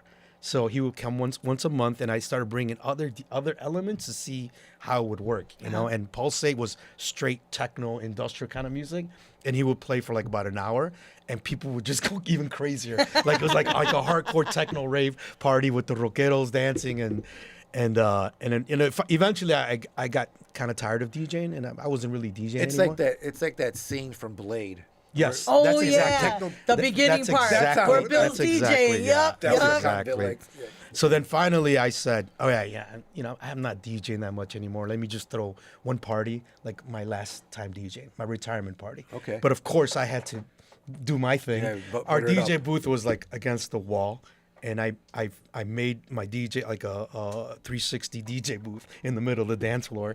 Like we moved, I don't know how we did it, but we set up a mini stage, And last night DJ, and I was in the middle of the dance floor, and it was chaotic because all the wiring had to be coming from the ceiling. The sound guy was like, "What the fuck are you doing, Frankie?" Like, what the hell? And but he did it. It worked. I remember the sound didn't sound as good, because it was all just chaotic. But that was like my goodbye party as a DJ. Sandy Wow. said that you guys had shirts with your name or something. Yeah. Yeah, I did that. Frankie V. Yeah, the Frankie Goodbye, V. Frankie. She said, Yeah, goodbye, Mr. Frankie. Frankie. And then Raul Reyes, because he's on here. So I text Eddie. I'm like, your name's being mentioned all over it. So, I hope you're watching. And he's at the Rush concert right now. He's like, I'm paying attention, but I'm at the Rush concert. So Raul was like, yeah, now you know a bunch of state troopers. So now if you have that problem, you won't have it I anymore. wouldn't have had that problem. And then one of the girls, actually, that was at the private party, Flory, and I'll admit, I told her, my memory's bad. I don't recognize you. And then finally she said something that immediately caught my eye. She's like, you don't remember a girl used to come here, a police officer, a female police officer? I'm like, oh, yeah, hell yeah. She's like, that was me. She was a cop from Melrose Park, and she would come with a lot of girls showing off her badge. And then we would let her in right away and all that. And, Well, yeah, that was the way to get in. Yeah. That So was the way to we get did in. that. You didn't have to worry about nothing. and my cousin and Jesse, used to run the clubs for Jesse and Julio, and my cousin got stoned. They all tell me the almost same story. They were like, we probably used the V5 name more than you guys did. Like, we took more advantage than Frank and you did. I'm with V5. I'm with V5. The first time that I noticed that we were known was there was a festival called Acafest in Acapulco. Mm-hmm. It was yearly, and it was, from what I understand, it was a Mexican spring break. So it's not during our time. It was like, I don't know, I forgot what month it was. And then Frank said, let's go. We went, and it was amazing. It's like the beaches were all different stages and everything. The clubs, I'd never been to Acapulco at that point. Amazing clubs. It was just sick. And then we went just our crew. We went there for the first year. Second year, everybody found out about it, and Chicago literally took over one hotel. Oh, wow. And everywhere we went, people were screaming V5, V5, and Frank and me and my crew and all that. Frank, me, my cousin, and we were here V5. And people were like, the club owners, when we walk up to clubs, we would ask, like, who the fuck are you guys? Like, why is everybody screaming something, something to you guys? And that's when. But that's gonna get them in the club too. Yeah, I mean, we still had to pay, but It made you pay? Yeah, but I mean, like one club in particular, Palladium, and that's, to this day, it's probably the best club I've ever been to in my entire life. Really? Because it was on the side of a mountain, and you can see all Acapulco, and it's all glass. I don't know, 30 feet ceilings, 20 feet, and it's all glass, and it's circular, so it's like a stadium. The seating's like a stadium, and the dance floor. And we actually brought him. They had in the middle of the night. Even today, that would blow kids' minds. It was a guy dressed like an Aztec warrior. I forgot his name. And in the middle of the night, music's going, and all the lights would turn off. And then it'll, like this song, the song they used to go, Dance with the Devil. Yeah. Remember? So it'll be like, dun, it comes up, and then he appeared in the middle, like a little platform in the middle of the dance floor. He's painted head to toe like an Aztec warrior. He had fire, like breathing fire, and he started jacking to this music, the techno song. And people went, and then outside, because again, you're on the side of a mountain, you can see all of Acapulco.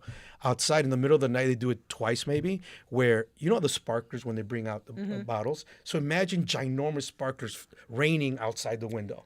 So wow. the club would just light up because all the sparkler was coming down from the outside windows. And that's when I was like, this is what I want to do. This is the kind of stuff. I'm hooked. And we brought, I'm almost sure we did bring that guy here to perform at Convent, and it was insane at that time. And I would walk people purposely when they were there for the first time. I walk them in because I'm like, I heard about Convent, I heard about him. And then we would walk them in just to the front room, and they would be like, oh, okay, it's cool. It's packed. But they were like, oh, by the way, I will tell them, it's another room. Come real quick. Because you remember, you walk into a little small room. Right. And then you walk into the back, and then you're seeing. Because it was a hallway full Yeah. of stained glass. I remember that. And then you see the club underneath you. And it was just massive. 2,000 people in there, like just partying it up like crazy. We had a VIP, a 2-floor level VIP. With upstairs was called Heaven, and downstairs was called Hell. So you can only imagine what was happening at Gee, Hell. I wonder why you only guys were on the news. Yeah. So we took advantage of the bar was painted like a stained glass too, kind of cheaply and all that, but it worked. It actually, it absolutely worked, and that's when I started noticing more of the African American promoters because they were doing another night. I think it was Fridays or Thursdays. So I think it was Fridays they were Yeah. doing. and then from that point on is when we went to, I think Biology Bar is when we met Mark Bortz. We were doing some other places. Oh my God, I haven't heard that name in ages. Mark Bortz, and then so I think we around that time is when we also did like Fridays, like at Zentra Elixir. We did I remember Elixir, Elixir. and that's when we met like Stefan and Roman. They were partners. They owned a couple clubs, and we did events with them. They were cool. I mean, like the Fridays were never again. Saturdays was our night, you know. So we tried Wednesdays, Thursdays, Fridays, and Eddie Rockets. We tried. That was probably one of the more successful ones. Mike had a story for that one. He was saying, well, Mike was working at Eddie Rockets, and I guess he said that the owner came up to him and turned around and said, "Well, there's new promoters coming in." Perry, you're talking about Perry? And he's like, "So you're not going to be DJing, but we want you to make sure that they don't mess up our equipment. So you're going to stay. We're going to pay you. You're just not going to DJ and make sure that our equipment is not messed with." So he said that you guys came in. He's like, I was pretty ticked off. He goes, but I was still getting paid. It didn't matter. He goes, but here comes Frankie and you know, and Volume Entertainment. He goes, and they were the ones that took over Eddie Rockets for the night. Friday nights. Yeah. So yeah, that's his story for you. It was. I mean, it was a good party. It was again. It wasn't like a Saturday, but we were known more for Saturdays. There was other promoters out there as well trying to do not really mimic us, but their own flavor of it. But it was kind of a different crowd. We were. I mean, not to, you know, talk down to anybody else, but I think we were more the cleaner crowd. Like there was other clubs that did probably as many people as us, but a little dirtier. Like not dirty, but a little more rough around the edges, more urban. You know, a little. I think Urban, I kinda. think what V5 gave was a very classy type of entertainment, and I don't mean that by the DJs or anything. It was just like a different level of when you got that experience to walk into a V5 event.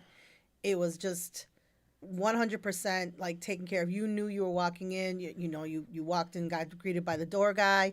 You walked in and got greeted by security. Right. You walked in and got greeted by the bartender, the servers. I mean, everything was just like with courtesy Right. and customer service. And that was the one thing that I will say, because when I started working, we'll get to that in a little bit, as Club Babalu, Babalu, yeah. because I was working for a la carte entertainment. And I remember, you know, the management telling me this is the way you guys got to do things. And me and Jesse went at it for the first night. He's like, who the fuck are you? I go, who the fuck are you? He's like, I'm with V5. I go, and I'm with a la carte. So I think it wasn't Jesse, it was Julio. Me and Julio went at it. And but again, it was just that class and that customer service that we knew you expected and that management expected from us. But it just works so well in any club that I can say that I walked into on a V5 promotion, that it was always classy no matter what. We tried it. Like it got to the point where the music started changing a little bit. Like we noticed that the tropical started growing even bigger. So then instead of having the back room at one of our clubs, like let's try an actual club just the tropical stuff. And that's when we got a couple other DJs, Frankie J. I can't remember. Jesse and Julio kind of ran that for us, so they knew that market a lot more than us. So at one point we had like when we hooked up with Mark Bortz, he did Biology Bar, and that's when we opened Biology Bar, and that was also another success, like a huge success.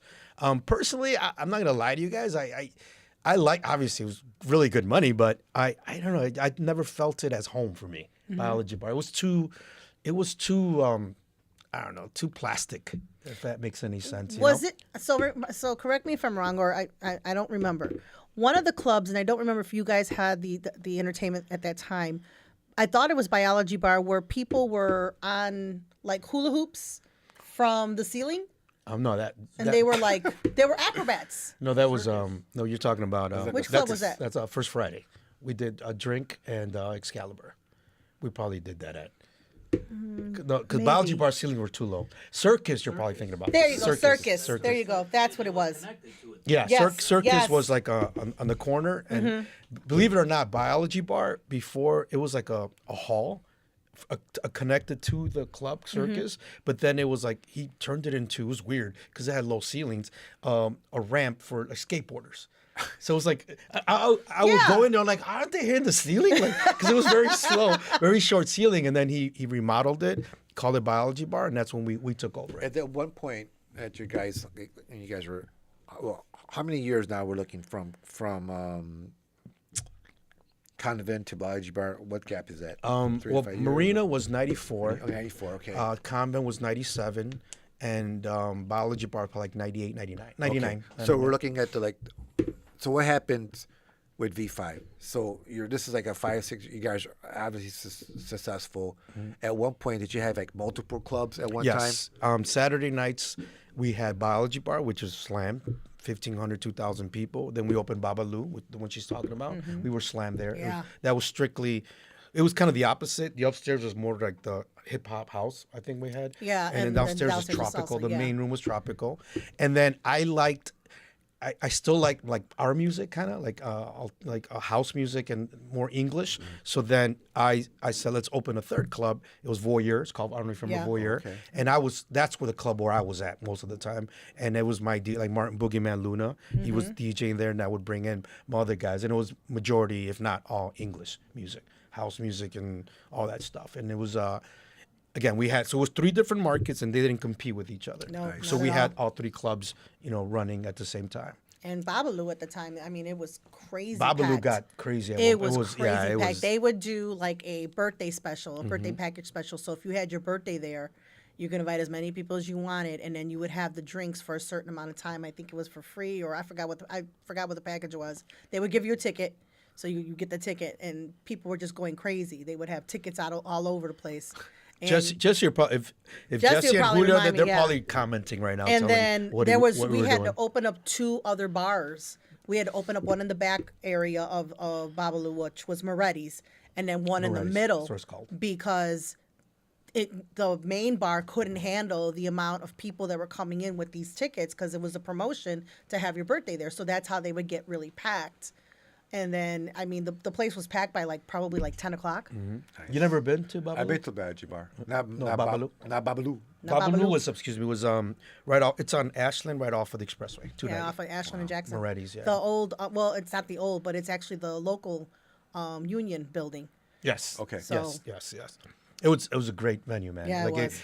We were packing all 3 clubs at once. And we started the tropical. It wasn't there. I think we started Liquid. We first tapped into the tropical market with a club called Liquid, and then another club, and then finally Babalu. And Babalu took off. Like, it became its own thing. So obviously you guys were the kings of the Latin nightlife, club. Besides the clubbing, did you guys bring big acts now? Because you had your failure with Red Flag, right? That's yeah. No more PTSD. No more PTSD. Don't bring it up.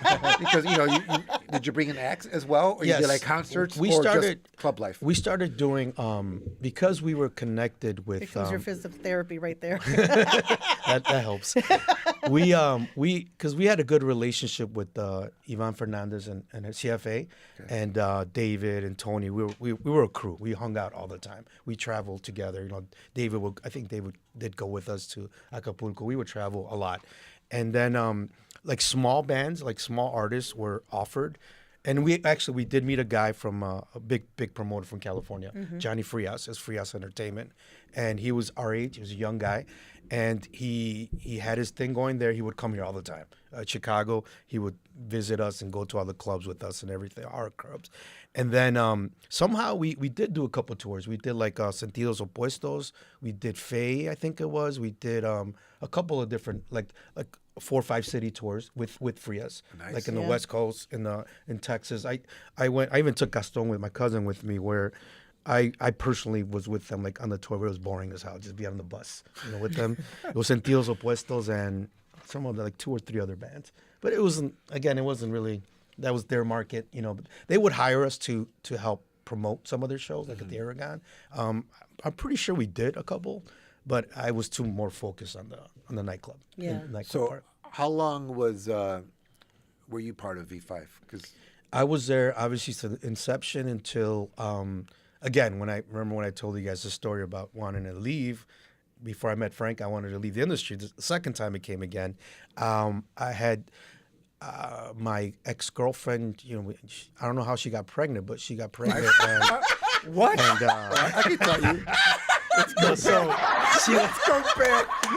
well, I still got to talk to her about that. That's but, that Kelvin Park education for you. Apparently you missed sex education, Someone didn't go to class. Someone didn't go to class. So Missed the whole damn thing quarter. so that's what happens. So We'll explain it to you later. So then, at that point, I was thinking, like, it was kind of, I was not over it, but I was already kind of like, all right. A little I've been burned doing out? it, I don't know, 7-9 years straight, like just that. Yeah. And I decided, like, you know what, I want to leave. I'm going to leave. And I talked to Frank a couple times, and he was kind of like, you're fucking crazy. What the hell? Like we're at the height. Yeah, well, no, actually, at that point, believe it or not, was probably the lowest point because that's when the economy was really bad, and I think that helped me, that pushed me more to kind of get out of it. Okay. So my idea was I'm just gonna do the family thing, and my idea was to. I wanted to open a bunch of female Latina fashion stores for I married her, my wife, so I opened one up for her in Melrose Park. And my vision was to do a bunch of them and kind of use the same marketing I learned from the nightlife and create a thing like a mini club store kind of thing. And we did open one. It was successful, but not as big. And then, things just didn't work out. Yeah. And then, but Frank did tell me, when I first mentioned the idea, I'm out, I think I want to sell. He was like, yeah, you're crazy. He was trying to convince me not to. Then he said, why don't you do this? Sell 25, because it was 50-50, sell 25% of your stock. And then wait a little bit, 6 months, a little bit, and if you still seal it, then sell the other 25. So I was like, you know what, fuck it, yeah, it's a good idea. So I sold the first 25 to David Torres, who now he was from CFA. I was going to ask you, when did he come in? Because you said it was... That's when he came in, when I sold him my 25% of my stock. And then he owns the mine, which is Transit. Oh, wow. He's the owner now for there.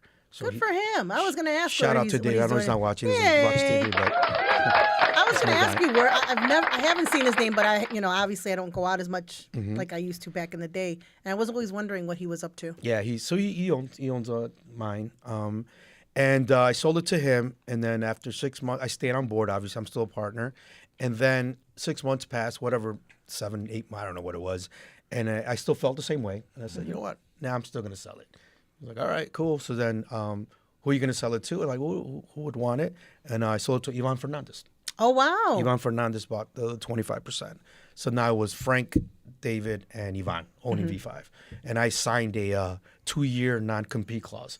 He tried to He tried to put in the contract, and I didn't care because I thought I was out already. I want to be like that. So it was the whole country, believe it or not. I couldn't do anything except the whole country. Well, Damn. But I was actually I was thinking about doing events like shows in Minnesota, Minneapolis. I actually did 2 shows there. I went there for a bit. A friend of mine lived there, so I visited him, and I noticed that the Latino market reminded me of Chicago back when we started. It was still small. Okay. It was still starting to grow, and I'm thinking man, this is I could come in here and I'll do it myself, kind of thing. And then I find out that there was one lady actually ran that small market, and she was good friends with Ivan. They're all Ivan's connected all around the damn country. Oh yeah, he is. So then she got upset, who the fuck is a Chicago guy coming in here trying to take over my market? But I went in there and I took because I'm a huge Prince fan, and I realized I realized that First Avenue was a venue like the Aragon. Yeah. You could rent it out. So I did 2 shows there. I did Tego Calderon, reggaeton, and Evie Queen. At First Avenue? At First Avenue. For real? Mm-hmm. Oh, man. And then nostalgia. I did, and I was starstruck. I saw the whole Prince there. Yeah. This is where the movie was. I'm all excited and all that. Sitting crying like Prince? Thinking of Purple Rain? The shows didn't do that well. I didn't lose, but it wasn't anything crazy. And then I was getting a lot of feedback, a lot of, Yvonne was telling me on the side, she's part of, because they have this it's like a conglomerate, like all these promoters. They call them, I don't know if they still do it, but they were called it's pretty dope, actually, like a mafia. All the banda promoters yeah. in the country.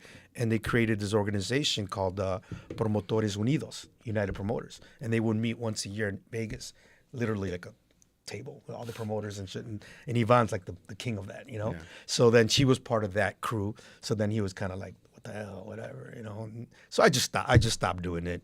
And then I tried something else. And I tried, before that, I would go Guadalajara a couple of times. I like Guadalajara. And I saw that it's a whole different world out there. And I tried, a lot of people in Guadalajara would come here and they love house music. So then I was like, well, let me go check it out. And I had an idea to bring Chicago house DJs there and create a night over there. And I did. I tried it twice. The first time was a small little club, and all these owners start showing up. Like, who the hell is this guy from Chicago coming in here, house music and all that? And one guy came in. I took, I forgot who the first, I think it was Psycho Bitch, as a matter of fact. Shit. I took her and somebody else. And then the second, one of the owners, one of the big clubs that I used to go to there, because in Guadalajara, the biggest night was Wednesday nights, believe it or not. Almost as big as like Wednesday night's a night that everybody in Guadalajara goes out. So when I had the idea, I asked my guys, like, what night does no one go out? Like Thursday. I was like, fuck, I'm going to do it Thursday. So then I did it at Thursday at that bar. I forgot what it's called. It was a bar, and then a bunch of owners showed up, and they were all looking for me, like, who's from Chicago coming in? Like, and then one guy in particular, like, he's like, I own a place called Boca. He's like, I own Boca. I want you to do this over here. And I'm like, I've been to Boca. It's a beautiful, amazing club, $1 million club. And I said, fuck it, I'll do it. And I brought in Charles Little and John Curley. I took them over there. Damn. I took them there, but that's when I realized that Guadalajara is probably the most racist city I've ever been in my entire life. Really? More than any city in the United States, 100%. I've never felt discrimination until I went there. You know, because Now, from like race to in race? Mexico. in Mexico, Guadalajara, because they're really light skinned over there, and they I remember That's always like race to race, like well, Mexican. yeah, absolutely. So when I did my party that Thursday, the owner of Boca came, and I think David and Frank were with me. Yeah, they were with me. And he invited me to go see the club. I already had been there. He's like, come by tomorrow, we'll talk, whatever. And then we're walking up to the club. And we're like, I don't know, half a mile away is a big-ass parking lot. And the door guy's already telling me no. Like, no. We're like, wait. No. Like, wait. You don't know who I am. Wait. And we just kept walking. Wow. We walked to the door, and the guy's like, no pueden entrar. I'm like, you don't even know who the hell I am. And I told him, your boss invited me here. And you could tell somebody's looking outside because he had a radio. He kept looking upstairs like somebody was pawing his ear. They're like, you're the guy from Chicago, the party last night? I'm like, yeah. Like, he just looks at us like, all right, come in. So we go in there and we talk business. Damn. And then we did, and then I booked the party. I did it. I took Charles Little and John Curley.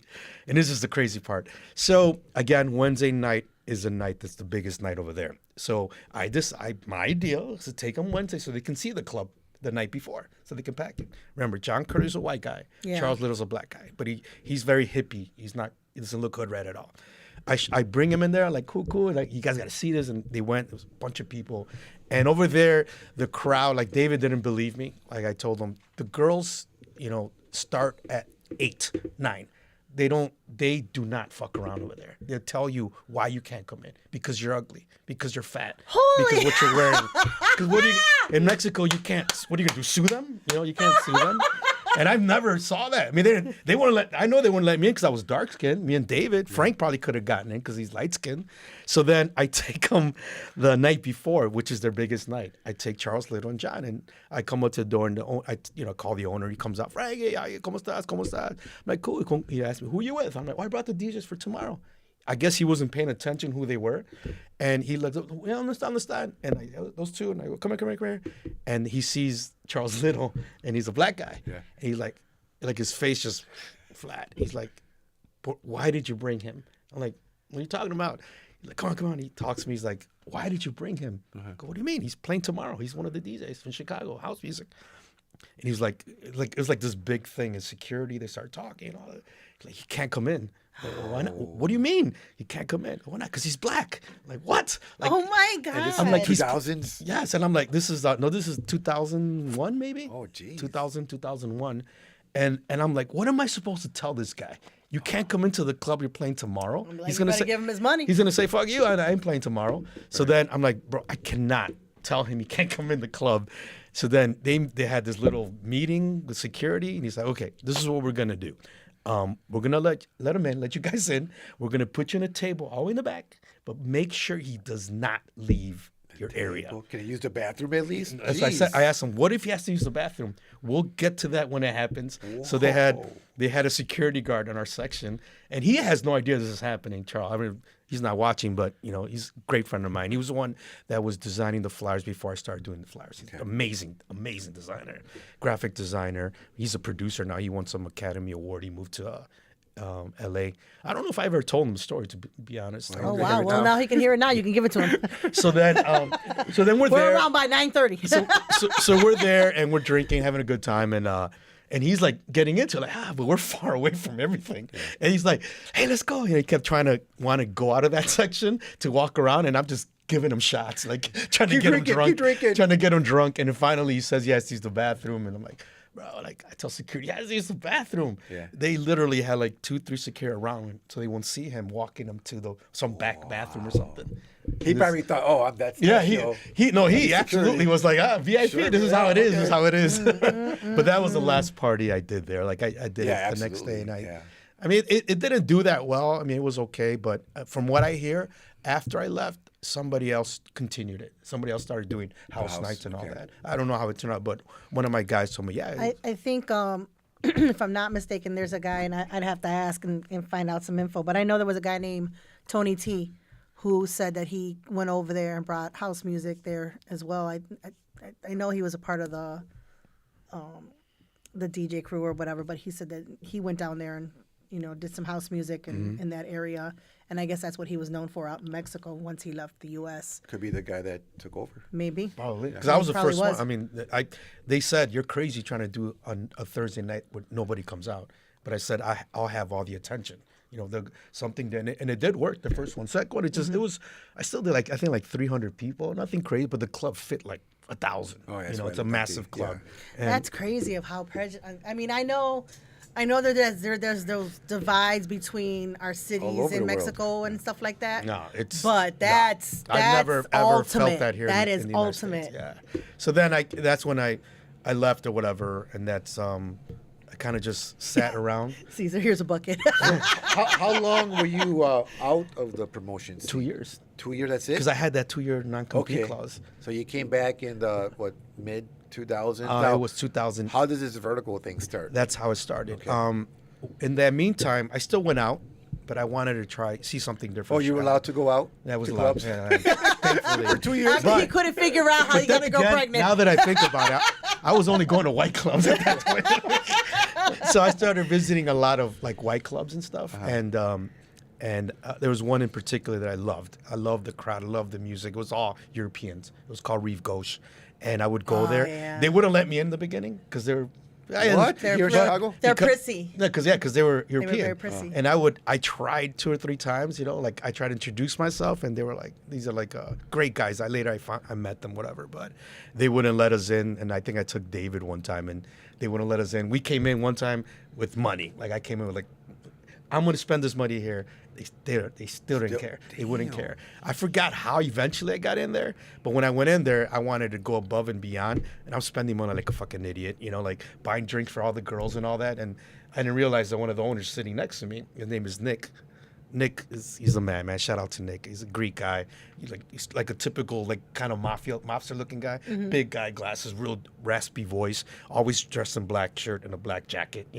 He's sitting at the bar, really loud guy. All the girls are on him. They're getting their free drinks. And then I guess I went in his territory and I'm buying everybody drinks. And the only Latinos in there are the barbacks and me and my guy.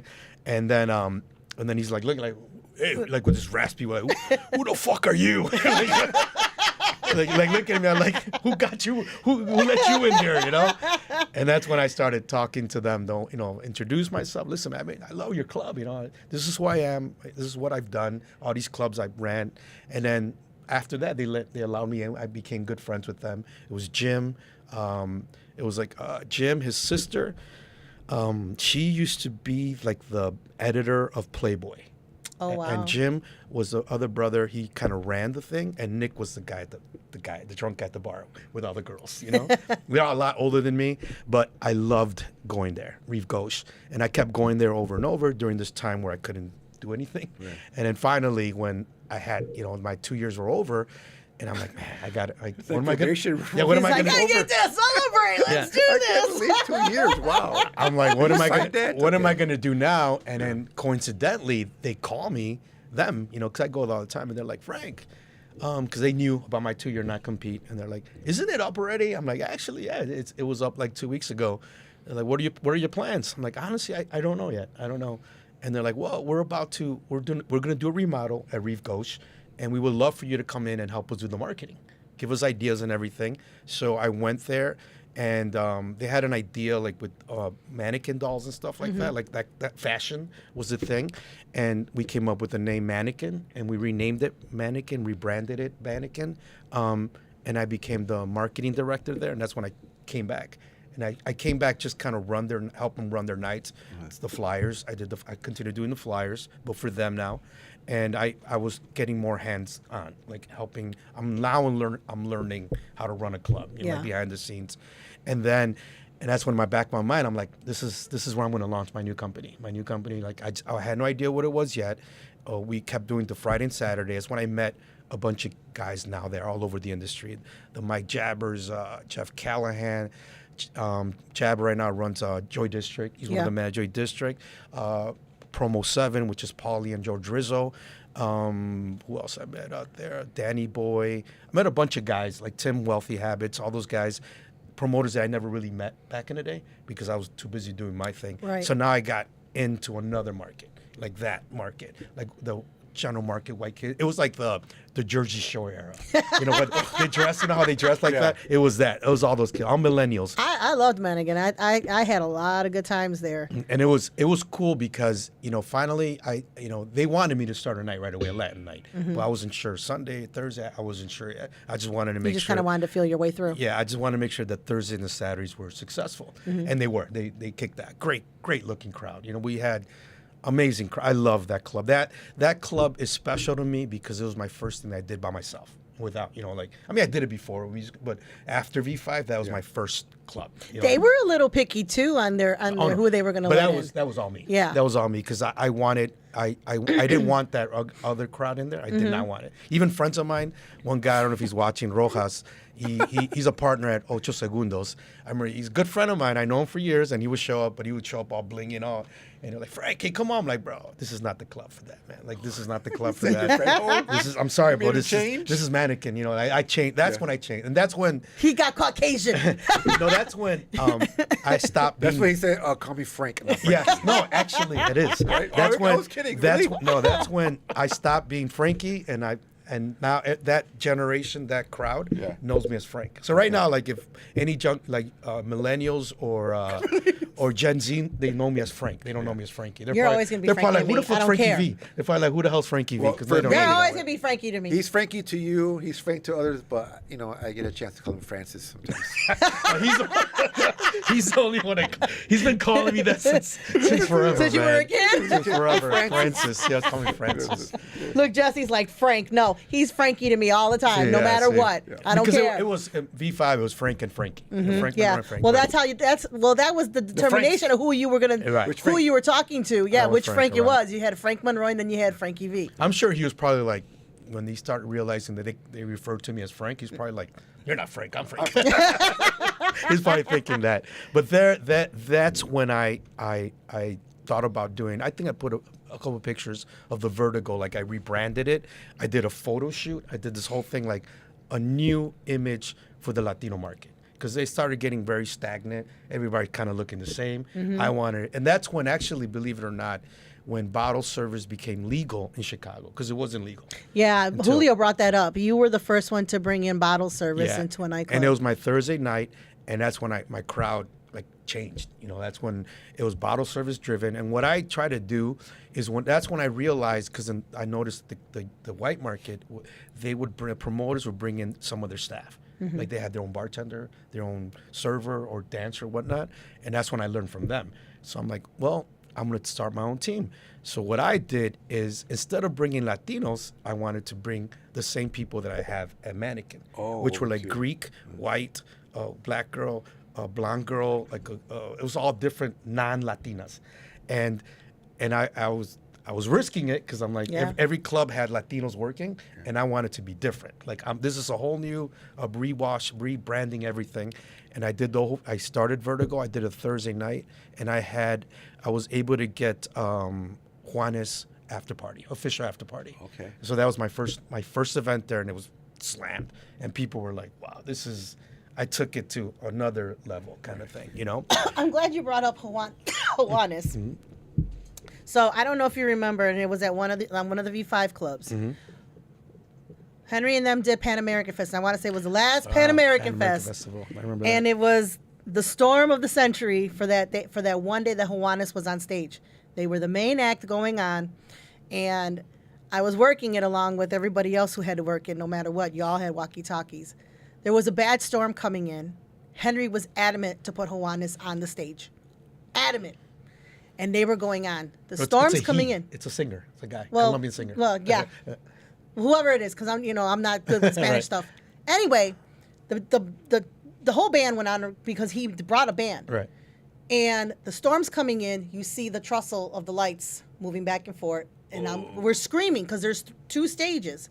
And we're on the walkie-talkie, like, take down the banners, take down the banners. That the wind is starting to pick up. Right when they got on the stage, I don't even think he uttered 2 words.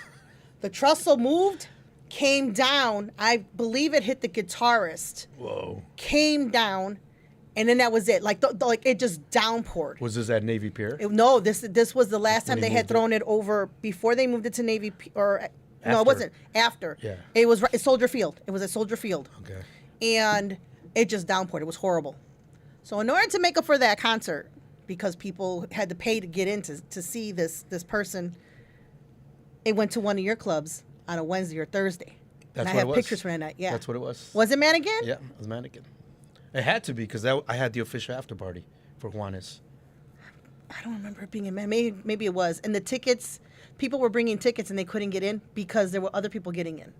I want to say it was a club that you guys were doing, but I want to say it wasn't It was Mannequin. V5 or Vertigo? It was V5. Okay. Oh, that's It was V5. V5. I don't remember that. I don't remember. I believe that. I believe that. I want to say it was either the Congress or something. One of the clubs that you had, I don't remember where you guys had it, and that was the after party because Univision had recorded, was all over the story that people couldn't get in it. It was Palladium. It was Palladium. Okay, it was Palladium. Okay. So these people were supposed to bring the tickets. And when they brought the tickets, they couldn't get in. Half of them couldn't get in because other people found out that they were going to have it there. And they got in first before the people with the tickets. Well, of course, Univision was there. And Univision and Telemundo were both recording the fact that none of these folks got in and that they were robbed from their money. Oops. And then I was Well, like... see, it's a good thing you were part of that. It might have been when I left. I don't know. Yeah, so I only I'll remember plead the because it was fifth like in on the that. it was in the later 90s because I left okay, CFA in 2000, I want to say, is when it I was left, or before that. 2001, yeah. Okay. So, yeah, that's why when you said Juanes, I'm like, oh, let me tell the story because I know, I remember Frank being outside, like, what the hell is going on? I remember David Torres going like, what, how do you control this? Because the crowd was pissed. Like, they were pissed. And I was like, damn, Juanes. And then you said Mannequin. I was like, oh, yeah, I remember that one. What I try to do at Mannequin, too, was, like, again, take another step, different. Like, I started, because we were doing fashion shows, like, legit fashion shows on Friday and Saturday nights. Oh, you had because a runway and all yes, that? like, Nice, legit. Not nice. like a club fashion show. Like, because of the... I mean, horrible, I can't remember her name. The lady, she was a sweetheart. She worked at Playboy. She had a lot of connections with a lot of brands, like local stores and stuff. So we did a couple of shows for the Friday and Saturday, and then I started doing it for Thursday nights. Like I had Akira, we had a Playboy show. We had a Betsy Johnson show, a bunch of different brands. Ooh. We did, and again, what I rented like a runway, an actual runway. I put a backdrop, like a real fashion show, chairs on the side, reserved for people and all that, and it was just amazing. But what I did is, we would bring in like real models, like Ford models, some of them. But then my idea was to twist it a little bit and use because we had some hot servers and dancers, so I would use them as models too. Nice. And they brought up the crowd a little bit hyper because they're not models, so they're walking, they're all quiet, but then they started dancing, and the people were like, oh, they got wow, they were into the show a little more. So then I started doing that on Thursday nights, and that's when people were like, wow, this is this is a good party. It's not the typical thing. It was like a lot of dancing, and that's when I met I met him before, but when I started hiring DJ Mauricio. Oh my God, I haven't heard that DJ name in a long time. You never heard him, right? He's me personally, in Chicago, he's probably top 3 DJs. My personal choice. Nice. Shout out to Mauricio. But there you go. like he and I started hiring because he's one of those DJs that plays everything. He's really good. He's great on the mic. He's very engaging with the crowd. He's he's DJing 1 minute, next minute he's walking someone at the door, next minute he's pouring drinks, and he's on the microphone saying hi. He's a one man gang, Well, that reminds me of Boogeyman. Boogeyman was doing it at a cantina. He was playing, and he would just come up, talk to us at the table right before his blend. Yeah. Oh, really? Look at me right back. I'll be back. And they come back. Here it comes. Well, this guy, that's how he is. He's still around. So I hired him to play for me on Thursdays, and then because he used to do a Sunday night, which I loved. But it was a bar. It was like a bar that fit like 70 people. But we would go there because it was packed. And he was Colombian, so he would bring a Colombian crowd in there. I loved going there because I didn't know anybody there. And it was cool going somewhere where nobody knows you and nobody's going to bother you. You can enjoy chill, yourself. Just chill, have a good time. And we got to know each other, and I hired him to play on Thursdays. And that's when I guess that bar or the building was getting shut down. And he was asking me like, man, I don't have a Sunday anymore. I have a new club, but it's like 10 times the size. Can you please help me? Let's work together.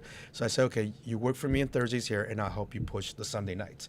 And then we did something. That's when Vertigo had Thursdays, and then we did Sundays, and then Sundays blew the fuck up. He went from like 70 to like 300 people were killing it now. Yeah. And we were using, what I started doing too is all the staff, I told them, use our staff that I have now at Mannequin.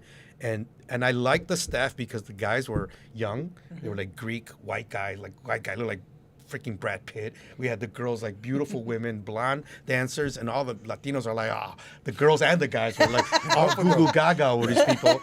And then they never really worked for the Latin crowd, so this was their first exposure to the Latin market, and they loved it. And so now, from that point on, everywhere I worked, I started taking them. Like, I need my staff here, and we did it with Mauricio. The Sunday night we did it, and it worked. And then I would use, even the go-go dancers were like the ones all the clubs that we used, kind of Latinas or urban girls, whatnot. And I was using the blonde girls, the blonde, the Greek girl, the blonde girl, and all that. And they loved it. The crowd, like, they were like, this is another level. And then, and as we did Sundays, and then Thursdays working well. But again, Mannequin only lasted for like almost 2 years. It became the Mid. Somebody else bought it. It became the Mid. You never heard of the Mid? No. Oh yeah. It's a big EDM. It doesn't exist anymore in the West Fulton market. They did a lot of house events there too. Yeah, Black big, Coffee big was time, there. big time. Actually, the promoter we had Friday nights, Jeff Callahan, he ended up buying Mannequin and turned it into the Mid. Okay. And like all these promoters that were there back then now are somewhere. Like they're somebody's. I saw them growing up. They're all millennials right now. They're probably mid-30s, late 30s kind of guys. But all those guys are cool cats, and I love that crowd. And again, Mannequin holds a special place in my heart because it's my first my solo thing. And that's when I brought a new kid, Julio. Julio was helping me working there. Yeah, Lizalde, He left V5, and I think he left V5, and he came work for me. Mm-hmm. And then I needed a new guy, somebody else, ticket taker, like something simple. And he brings me this kid, Hernan. And Hernan was like working as a barback at 720 at that point. And he brought him as a ticket taker. And I noticed a tall Mexican kid, not like my color, tall, good looking kid. And he was a ticket taker, and we're only working Thursday, Friday, and Saturday, I noticed immediately all the white girls like this kid. They jump, "Hernan," all hugging and everything. And I'm like, man, how can I use this kid? Like, how can I use him? And then one day, I think I needed a bartender, and he told me, "Let me bartend, cabrón." Let me, Spanish. "Let me bartend." Like, "You don't know how to bar?" He's like, "Yeah, cabrón, I work at bar back at 720. I'm like, fuck it. I put him, good-looking guy, so I put him behind the bar and forget it. Then now he's the first Latin guy, and all the girls flock to him. So now I have my big Greek-built guy. I have Hernan. I have the Brad Pitt guy. I have the girls. So it was a great-looking staff. You got a Scarlett Johansson girl? Mm-hmm. You got a Scarlett Johansson? Yeah, our go-go dancer. Yeah, she was her and her boyfriend, her husband. They owned Bankston Farms. You ever heard of that? Bankston I have. Farms? Yeah. Her boyfriend, like, they're still together from back. They were 19 back then. Wow. And they're still together. They got married. It's in it's the where they have the Halloween thing. Mm-hmm, Yeah. mm-hmm. Yeah. Alyssa. And she was like my go-go dancer, blonde girl, beautiful chick, beautiful in and out. She's a great girl. I haven't seen her in years, but she's still on Facebook. I see her once in a while. So then I put her now behind the bar, and then we started a couple other events, and then I saw I'm getting older, so I need another young infusion, and I offered him. I go, "Hey, you want to be my partner?" He's like, "Fuck it, let's do it." And that's when Vertigo started growing a little more, and it was Hernan and myself, and then we started getting other clubs. We did Zócalo, we did Victor Hotel, we did a couple other spots that were doing well. We were doing well. We're starting to grow little by little. And it's like the Latin market? Yeah, Latin focusing, market. okay. And what I was doing again, I was bringing staff from the original mannequin into the other clubs. Like, they started putting him in all these different other clubs, and it worked, and that's why I think I started getting known for more is when I would do a promotion, I would bring in staff. I would negotiate that in the deal. Like, let me bring 2 bartenders. And in the beginning, some owners were kind of, they don't want to. They're apprehensive. But when they saw, like, they're ringing, they're doing well. They know Yeah. the people. Do whatever you want. Bring as many people as you want. And then that became the norm for me, bringing staff into it, servers, bartenders, hosts, whatever it may be, especially DJs. And then we kept doing it. Sundays, we're killing it. He called it Colombian Soul. He's Colombian, and that was the theme of the Sundays, and it was an amazing party. I stopped going because I was getting too drunk on Sundays because it was technically my day off. I wasn't doing anything. I just I ain't promoted. doing nothing, and I'm not getting anybody pregnant. So let's go. I don't know how to do that. One end of the bar to by the time I get into the bar, it was all my staff. Yeah. So they're all feeding me shots left and right. By the time I get to the end of the bar, I'm shit faced, and I'm like, Mauricio, I can't come every weekend. This is dangerous for me. This is dangerous for me. So he kind of took over the reins. How long has your company Vertigo been in existence? Because it sounds like it's been longer than V5. Now, Yeah. you might be right. It was 2008 Vertigo. You started. Yeah. So it's 18. Damn, 18 years. Yeah, 18 years That's of a Vertigo. long time. Wow, a lot of history So there. people are Wow. mentioning Zocalo. They're mentioning you did Time. I don't know what that means. Time is a nightclub. It's called Liquor Box now. That was called No, that was It was Time. I forgot what it was before. That's what we were doing Sunday. That's when Sundays like blew up, and we started doing Spy Bar on Sundays. Okay. And that's right. That was a whole other level of craziness. That one I tried to stay away. It was an insane party, and it was cool because Sundays is when a lot of the industry is off. So it was industry friendly. So all these managers, bartenders, Latinos, they all ended up there, and it was just wild Because party. they can be wild. Yes, because they're allowed to like let their hair down and be stupid and crazy. I met a Colombian guy, a good friend of mine. Memin, I don't think he's watching. He only speaks mostly Spanish. Memin, he always says Ecumi, so we call him Ecumi. Ecumi, he's a Dominican guy, wild hair. He was a barber, and we would notice he would come all the time. Very friendly, nicest guy you can meet. He was support us at all the events, and he started bringing like baseball players. Like Dominican baseball players, like Cubs, White Sox, or whatever. He started bringing them, and we're like, of course, come in, bottles. They're spending money like crazy, especially Sundays. And he became part of the team, but we found out, like he later told us, he's a barber. So he's a barber for the baseball players. They would fly him to like New York, to LA just to cut hair. Wow. We're Damn. here. They fly him just to cut, do his hair Need a fade and come before the back. game. Yeah, right? So he was our connection to the baseball players. So they would come, now that I got to meet some of them, they would visit us at all the clubs that I was at, and he was the main connection with that. He's Wow. a nice guy. You told me a story about LeBron James. Oh yeah. He was cheap like Pippen? No, just kidding. No, This is now before we get into that. So this was like a hip hop club. no. This is also our. Latin? No, it's Latin. Okay. They were Dominican. Okay. So Dominican and like Latino players, baseball players. So Okay. it was Sundays was Latin, 100% Latin. I mean, reggaeton, tropical. Mauricio plays everything. He loves Latin house, so he plays a lot of Latin house. We need like another program where all the stories he probably has about because the one story I heard about LeBron and Was this at transit? Because they keep mentioning transit My too. mouth dropped when he told me that story, right? So I can imagine how many more like that you have. All right, Oh, I want to hear the LeBron. If you're gonna freaking bring it up, I want to hear it. LeBron. Drop it. It was at Y Bar, and Y Bar I'm managing it, and we have like Saturdays is Latin, my night, as a promoter and the manager. Friday nights are hip hop nights. Great crowd. By the way, a lot of people they get a lot of bad feedback, like a lot of bad press. But I'll be honest with you, managing Hearts and Y Bar, we did the Black Nights, especially at Y Bar. We probably I managed it for 7 years. We never had a fight on a Friday Black Night.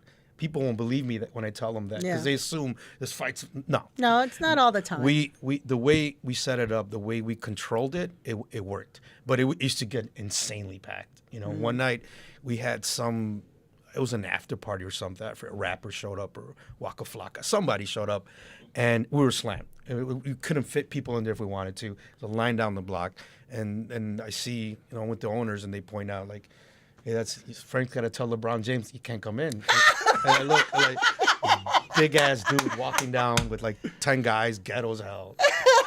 And I didn't want to disrespect him. I didn't want to tell him no in front of the club. So I met him down where Electric Hotel where Ela is now, and I told him hey I'm like up to here to him You're like, hello. and I'm like I know you're coming for this but I just want to let you know you can't come in tonight. Like you know who I am, and I'm like I know who you are. I just don't I'm trying to respect you by not doing this in front of the club where everybody sees you. Like I couldn't give you a section if I wanted to. We're beyond sold out, and you can't come in, man. You have too many guys with you too. He just looks at me and like gives me this wants to kill me look and like disrespectful, and then just walks away. I took him. Oh my God! I wanted him to see the hip hop market. So one night when we did Y Bar, right, and we kind of closed a little early. And I say, hey, across the street, it's called Bevy Light. Sundays, it's been around. My Friday promoters do Sundays there. Insane. The money's made there's it beats any market. It beats banda. Like so I wanted him to see it because he's never been to a hip hop club. Tell a story. So tell it. So Frank goes, come on, Pablo. It was a white bar. We had now we closed early, and that's why I had my eye on somebody at white bar that day. But anyway, so Frank takes me across. Frank takes me across the street to Wall. This is one of the clubs I used to, run. These are real cool people with me. So I go in there. It's totally it's so different than I'm used to. And what amazed me, Were you into culture shock? all these brothers and sisters, they all Frank. They were gravitated to him, and these were Frank. How do you know all these people? He was like, because they're all Frank, and they would get up from their tables. Frank, man. So it was a great experience. And they party different. They spend money like they no one. Yeah, they do. Nothing, man. Boom, boom, boom. Yeah. That's when If they're out to drop money, they're gonna drop money. Dropping, yeah. No, it's Yeah. like I they do what 3 Latin clubs do in one night. Like that club alone. They finally closed. They had problems. They did. They finally closed, and on the last night that they opened, it was like their final night. They did over $100,000. It's a 2 a.m. club, and we're talking 4 hours maybe. They did over $100,000 in sales. That's crazy. Who the hell does that? Nobody does that. I don't even think Excalibur probably did that in a night. Yeah. Oh, First Friday. That's something we didn't even talk about. First Friday. First Fridays was awesome. Yeah, that was another promotion we did. We actually got a call.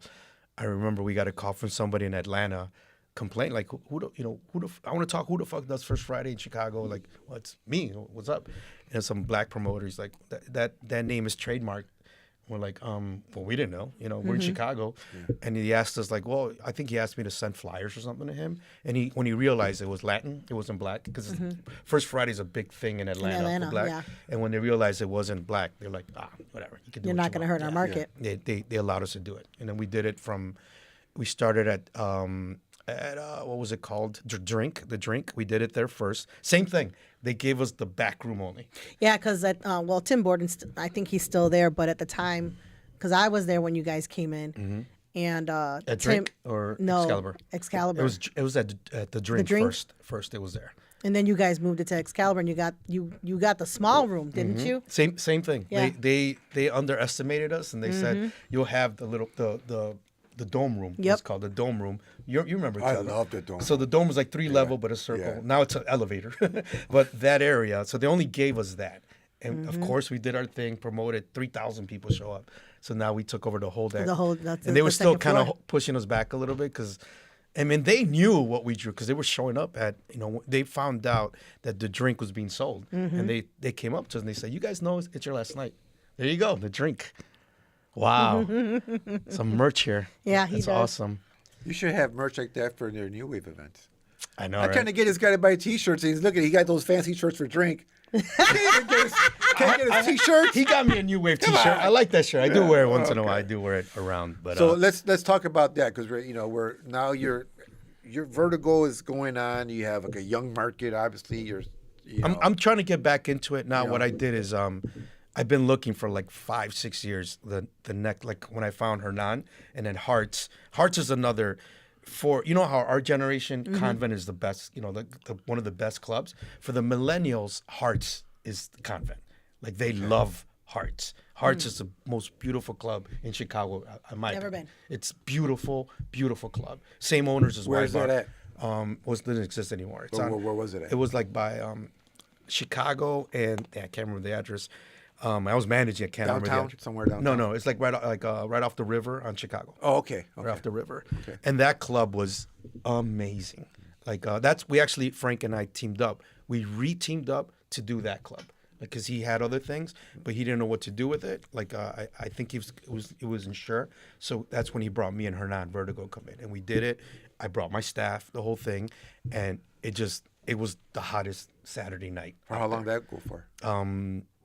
2 years roughly. Okay. All right. And then there we did have a problem. I was managing the club. I had my staff. Hernan, my partner, was bartending, and my partner. I had George, a new kid I brought in, a young guy. It was him and his partner. They were the young infusion of Vertigo. So now it was Hernan, George, and myself, and this guy named G, but he kind of walked away. So then Vertigo's again younger, targeting to a younger crowd. But after George and G, I can never find anybody. I've looked and looked. This young Gen Z, they Don't want to work or what? they're No, they're they lazy don't. as fuck. They're They like, don't. They're I'm like, sorry, they don't. They want instant gratification. Yeah. They think just putting a video, and because you got 10,000 views, they assume 10,000 people are going to show up.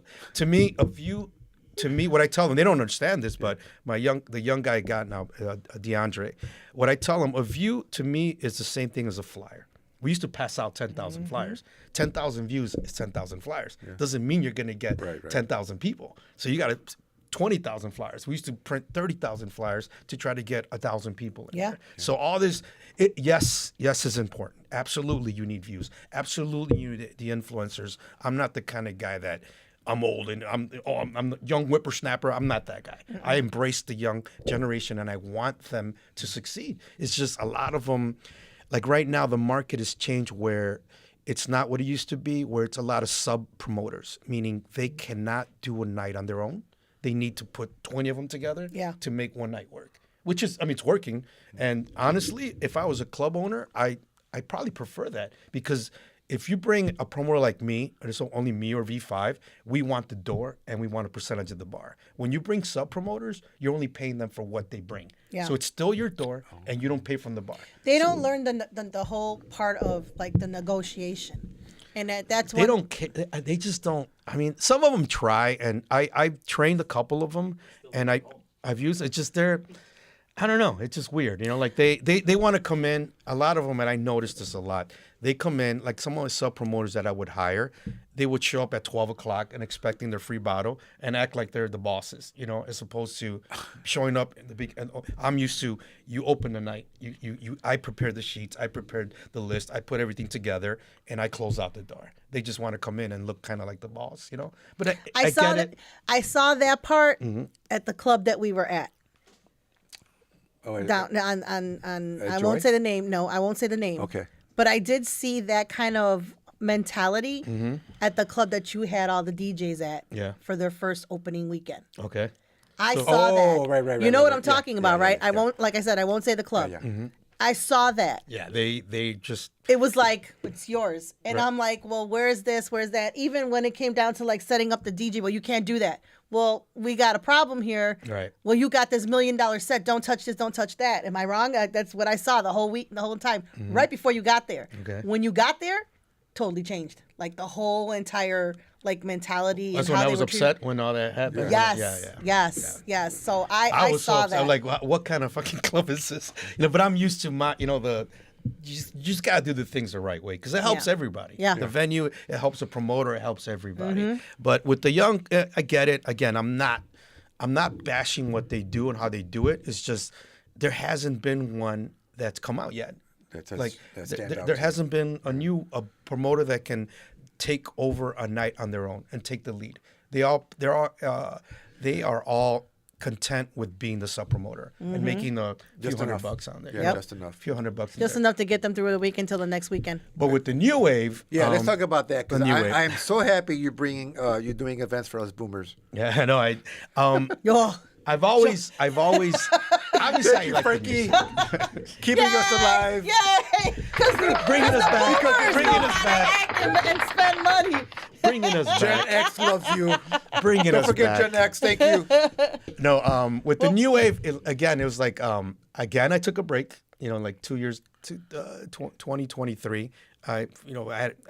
My doctor basically said, you need to stop doing this shit for a while. So I did. And I thought, well, fuck it.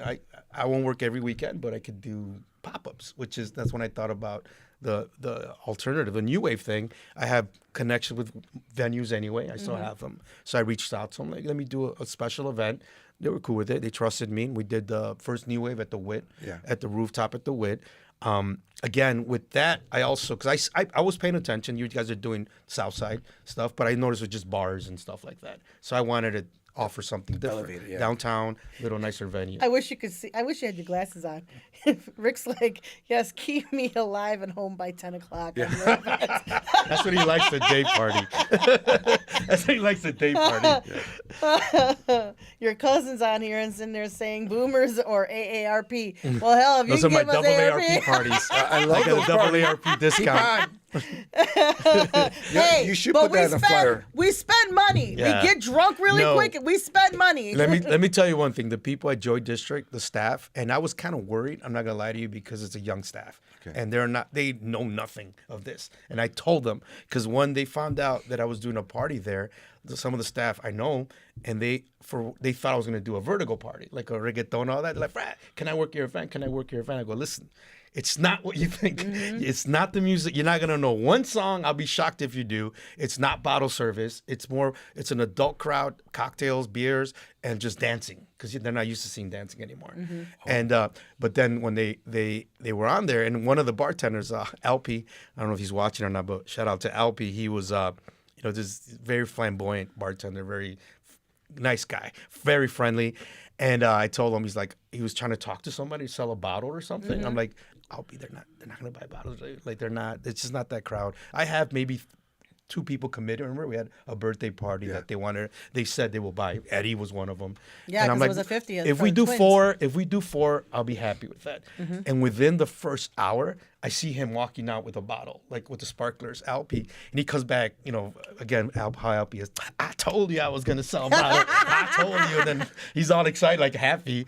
And then one of my girls that worked for me, a server at Y Bar, she was working there as well. Because they work there on Saturdays at Joy District rooftop anyway. And even her, she's like, I resold 2 bottles. I was able to upsell. But she's an amazing server. This girl, she's my number one server. She knows how to upsell right away. She knows how to run the floor.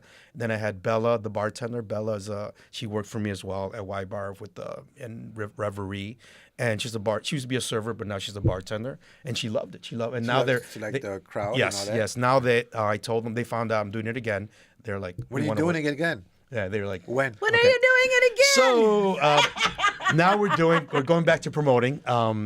We've been promoting it for what? I've been doing it 4 weeks, 5 weeks, and I wanted to do something different this time because you notice I'm doing them every 3-4 months. Yeah. This is kind of soon, like a month and a half, right? Yeah. Later, but I wanted to do something, a free event, and I was going to do it at the beach, but it just wasn't going to work out. I would have lost money. So then I reached out back to Joy. I'm like, hey, they're like, absolutely, let's do it. But so I worked out a different deal where it's free. But I've never done a free event, so I don't know what the turnout's going to be. But I did sell the tables as usual because it's like real estate for our AAARP Right. crowd. They want to sit there We somewhere. want to sit. Yeah, they want to sit. We want to sit somewhere. They want to sit somewhere. sip That's our why I water- bought a and sip our suite water. this year for Listen Club here with the- Romo because I want to sit and I want a clear view. He's going to want a sip of a water or Some something. water, little lime on it. I'll feel fancy. So then, Like we can afford it. so then 200. The occupancy of there is 250. I got like 270 some people for the last event. Yeah. But I charged, right?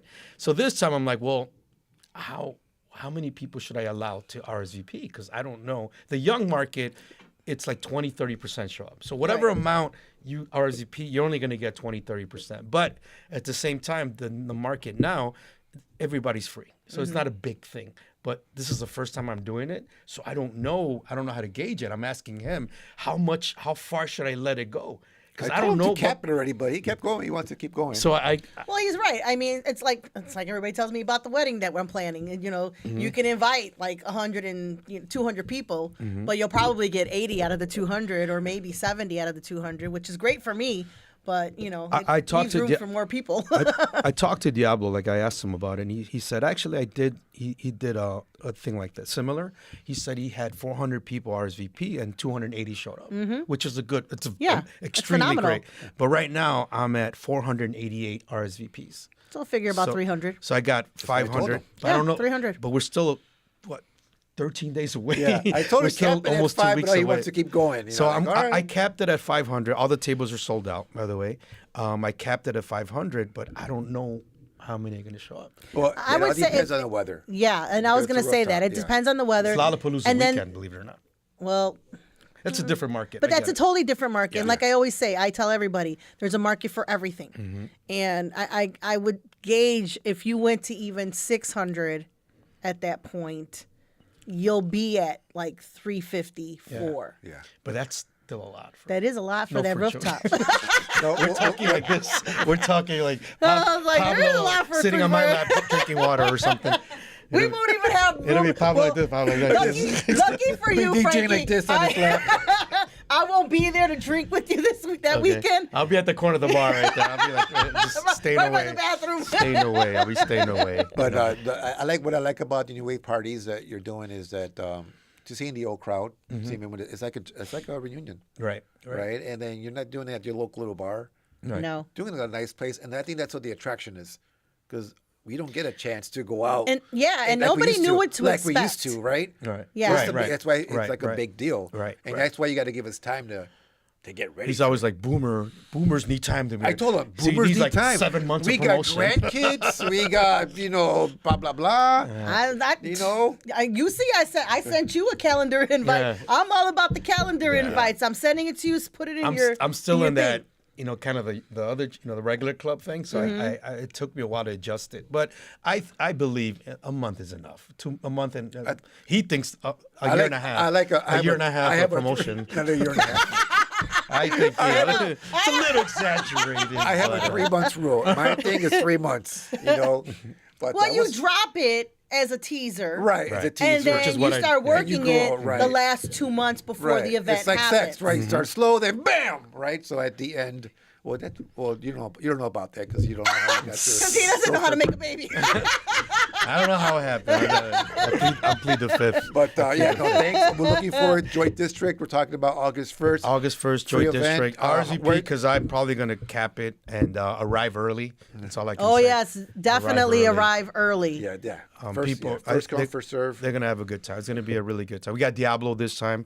Diablo's going to be. Yeah, I was gonna say who the Rock DJs. Espanol, yeah. Go ahead. Diablo, we have Pablo, Scary Lady Sarah, and Julius Oliver playing. Yeah. So it's going to be very good mix of crowd. And Diablo he really wanted to play the other one, but he couldn't. He had a private event. So he's looking forward to this. And Diablo is going to kick ass. Oh yeah, He's yeah, gonna kick definitely. ass. And if you don't know what to expect, it is definitely a rooftop party. Like you Yes. will have outdoors. fun. It's outdoors. It's outdoors. It's a beautiful area. They do have bathrooms upstairs because I know us boomers need to know where the first bathroom is at. There are bathrooms upstairs and they are very clean. It's not one stall. It's a couple of stalls. You also have 2 different exits. So front where you came in, there's an elevator. So if you're a little handicapped like I was for my birthday, Right. I got up the elevator and I didn't have to walk up With 3 her flights of cane. stairs with my cane. You know, It's definitely it's definitely a vibe. No, it is. It was I like fun. the vibe. Nobody rocks like Gen X.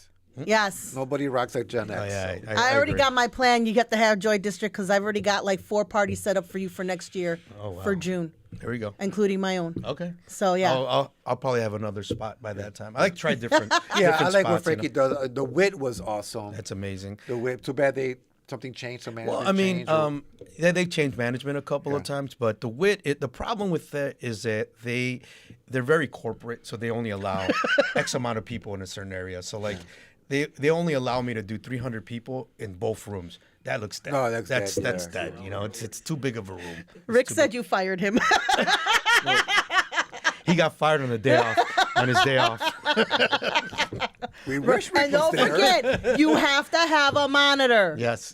Well, they Please. they Did messed it up the night before. But did No, you it's already talk fixed. to- It's been you fixed. sure you didn't forget to It's tell been him? fixed. Okay, all It's right. been fixed. Somebody better bring their own hope just in so. case. It's been fixed. No, I wish Rick was Bring there. your boombox or something. I don't know. Whatever. Bring my Speaker or cassette deck, whatever.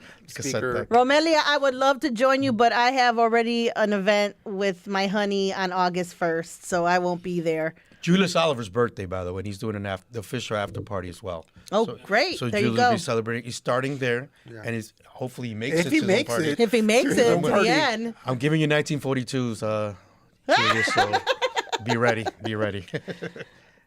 He's like, Jesse. Oh, Romalia's like, Jesse, spell my name right. Oh, my God. Well, Rick, Jesse's we'll hire working, you yeah. for the next gig. Raul Reyes, I got a spot for you. Oh, my God. That is hilarious. The only reason Rick is not there because Rick is like the ultimate family guy. He has to Yeah. talk to Yeah, his he is. family, and that's why. Also, He's an amazing DJ. Like, He's Oh an my God, amazing- he is. I My love I love how you described Rick to me one time. You said Rick is a mixture of you and Diablo, and then whatever he brings to the table. He is. Any kind of genre he picks up right away.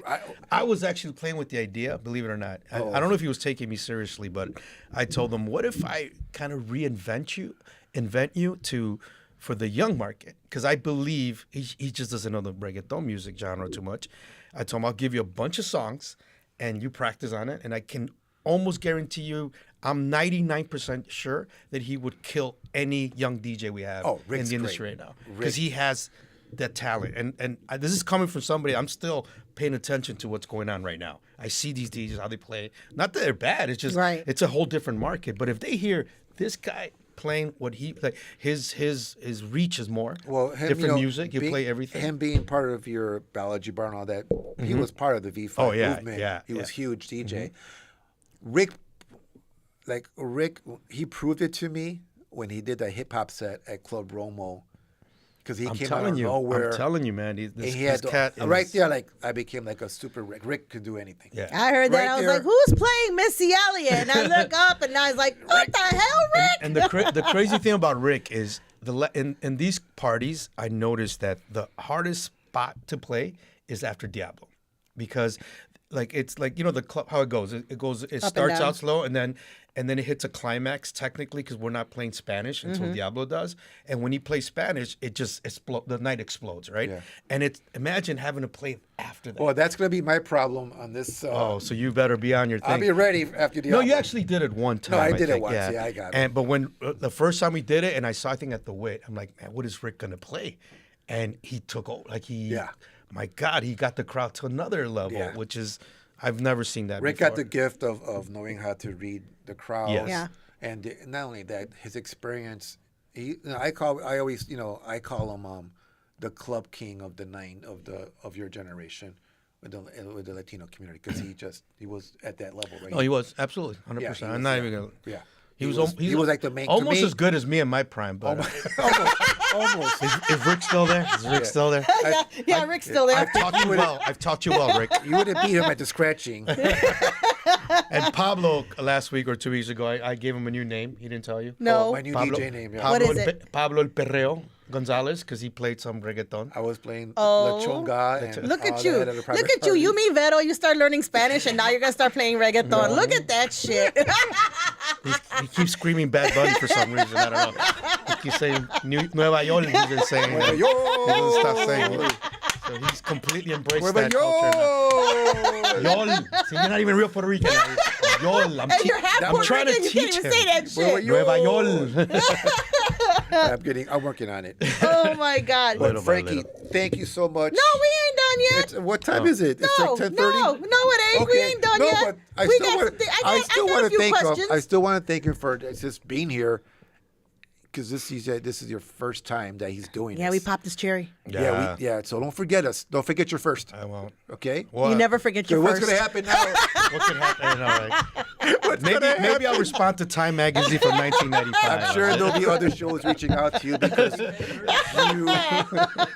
you have so much history, dude. You have so. I mean, we're not even. I know, we didn't even touch the Oh, I have a cusp lot of of it. stories. I But still have a lot of I'm going to ask my questions, because, you got more memories than anything. Okay. How does it feel? Because, when you put that teaser out there about you being on here, people were popping up. Rick, Rick was one of them, actually. Julius.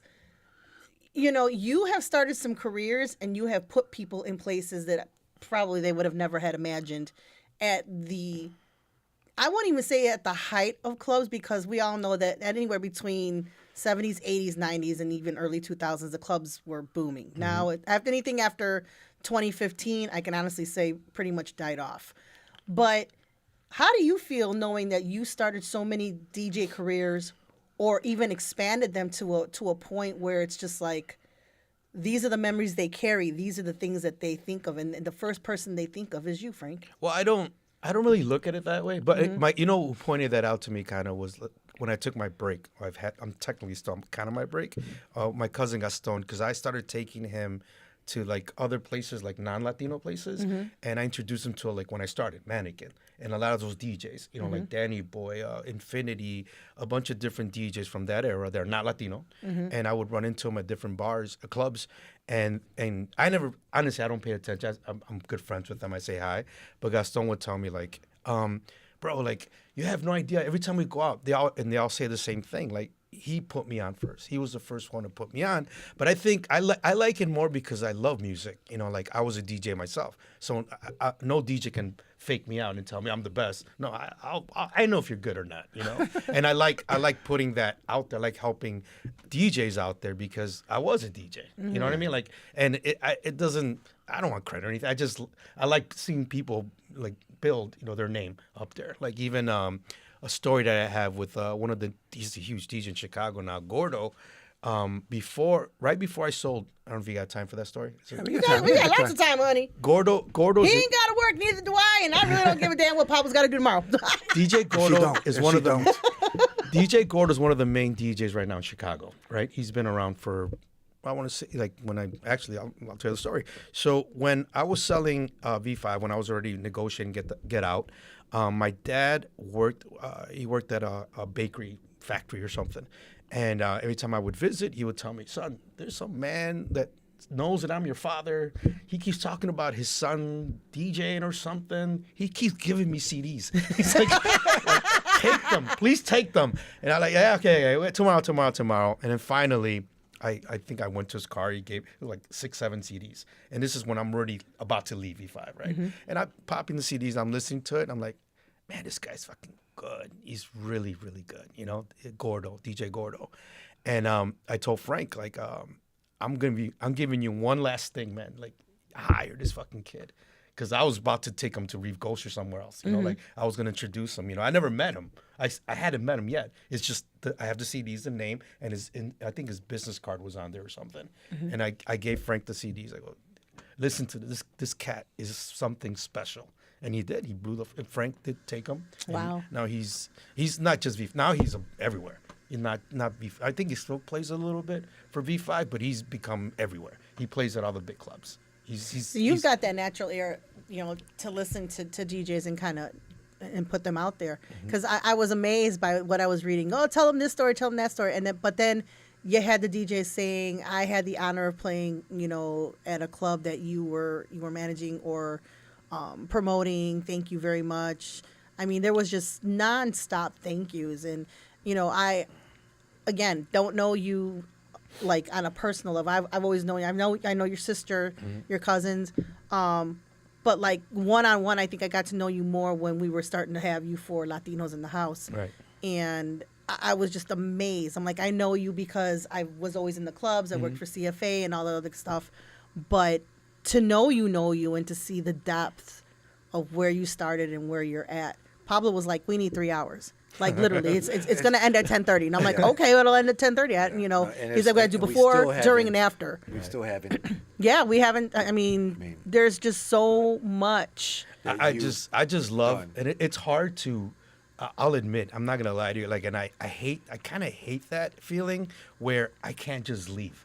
Like, and if I feel weird because I'm a lot older now, and I like going to the clubs not to get drunk or anything. Well, I drink obviously, but I like the music. I like the vibe, but I feel uncomfortable because I'm the older guy there. Yeah. So I tend to go towards the manager, the GM, the owner, and hang out with them. But then a lot of times I end up, I'm staying with my new partner, a young kid. And when I could literally just be standing there waiting for him or something, and somebody's gonna come up to me thinking I either work, manage, own, or something. And I'm like, yeah, I don't work here, man. I don't work here. Like I'm here for the fun of it. I tell my guy, I'm gonna be at the bar. I'm just gonna hang out at the bar. I don't want to be here, but I love that vibe. I've always loved being in an environment with people. Always. That's been my thing. And it's hard to get. It's like not an addiction. That sounds strong, but I just love it. The proof is when I never saw you tipsy. Until, I have. Until he was playing. I got that one.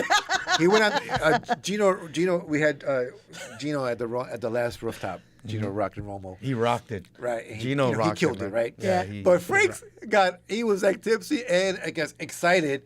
So he's on the mic. I got He was. I go.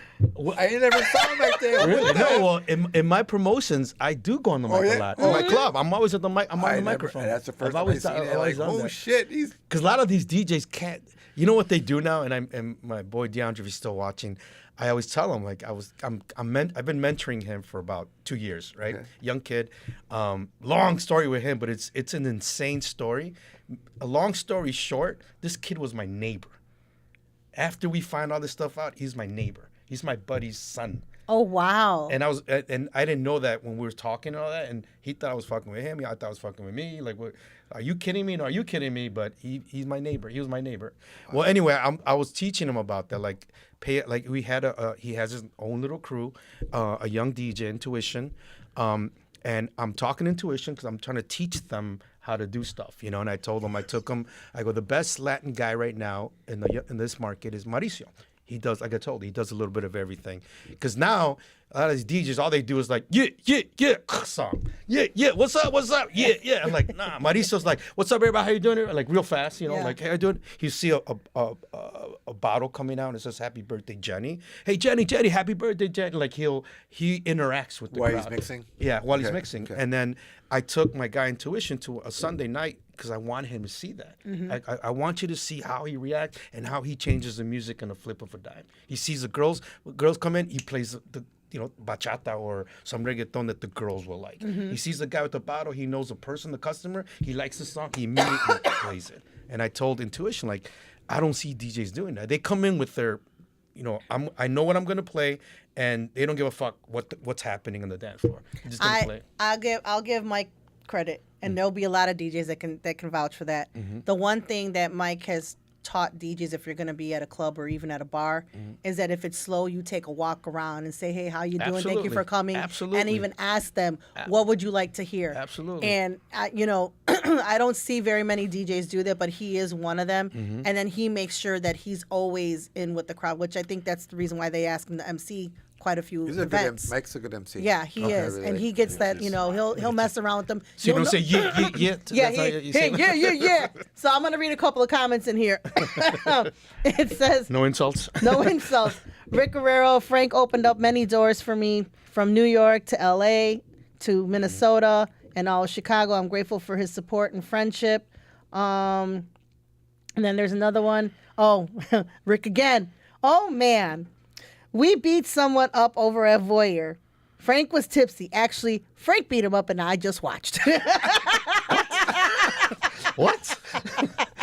I don't know. That's selective that's memory not loss. the I don't know. first how to- That's where, that brought I think me up that's a where they're story. privileging. I saw Frank punch a dude when we were younger. What?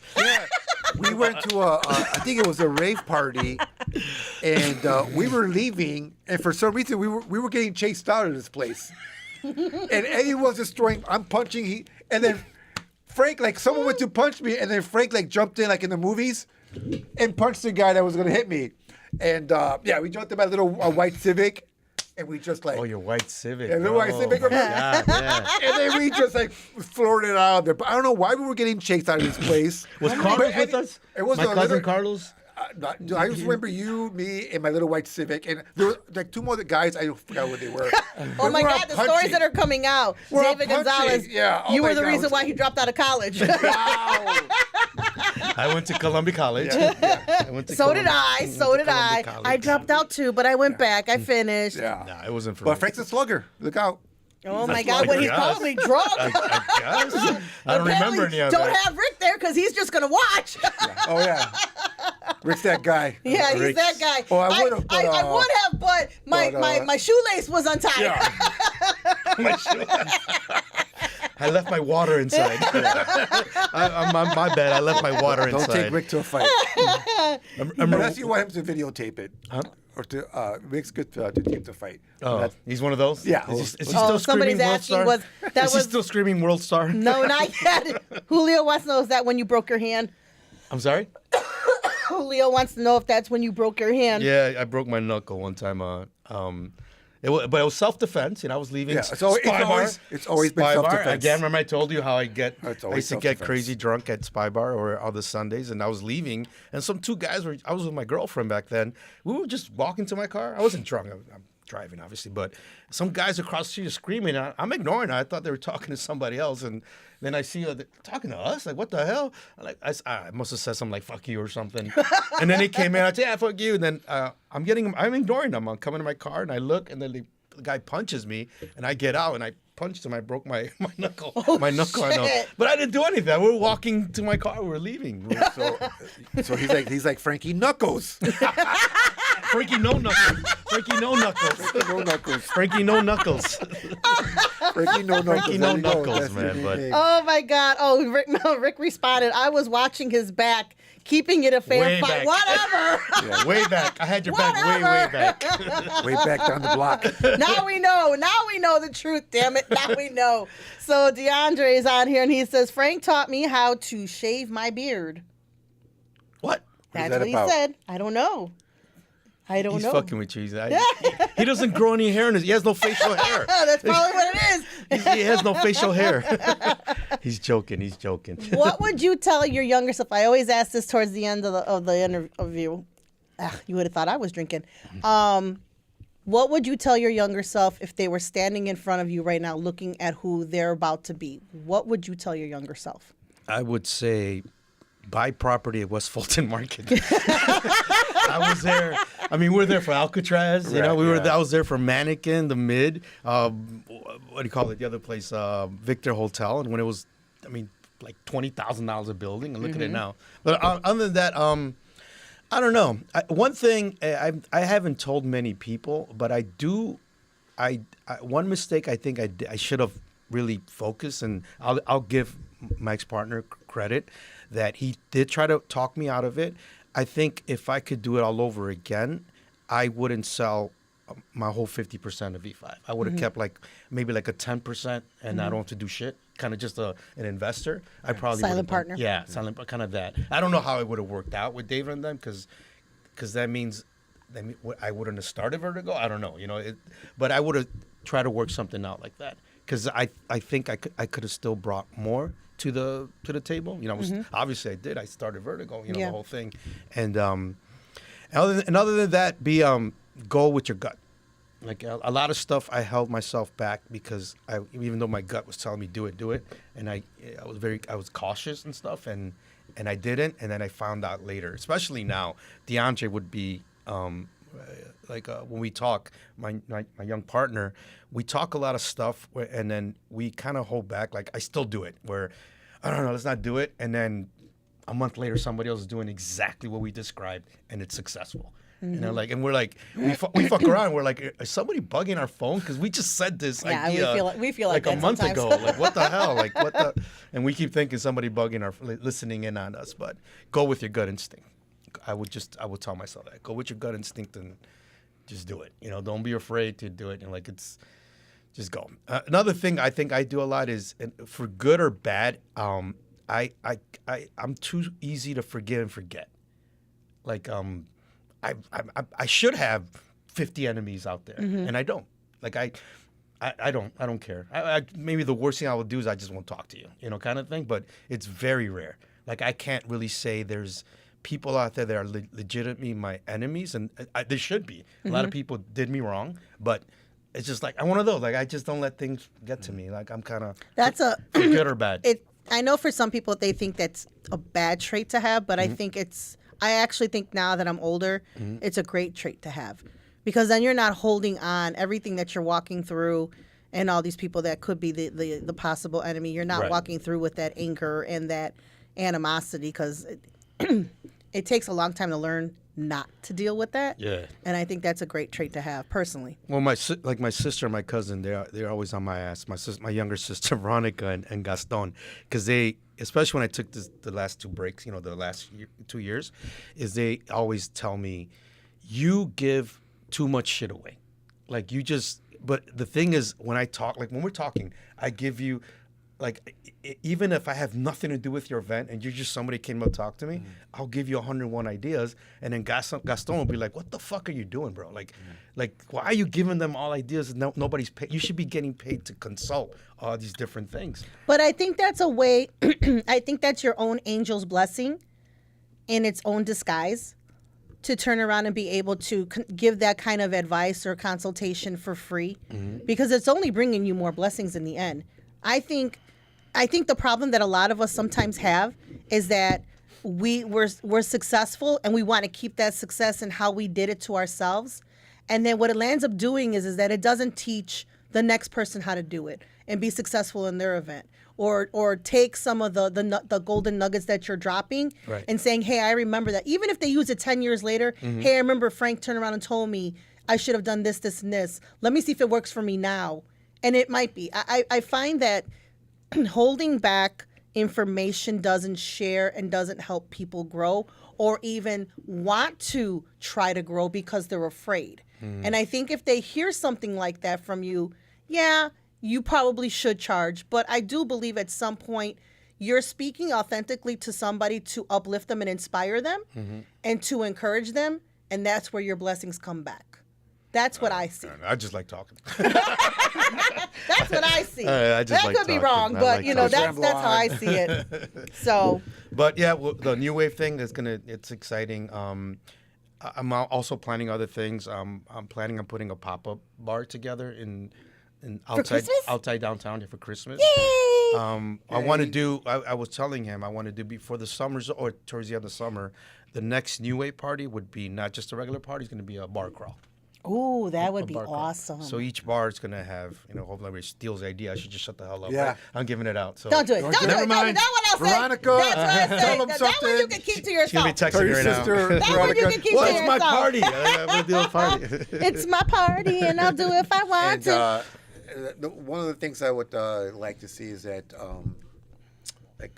brings in some classic new wave bands. Yeah, I to like elevate that. it. You Are they know. still alive though? I mean, They're still alive. not red flag though. So no, not red flag.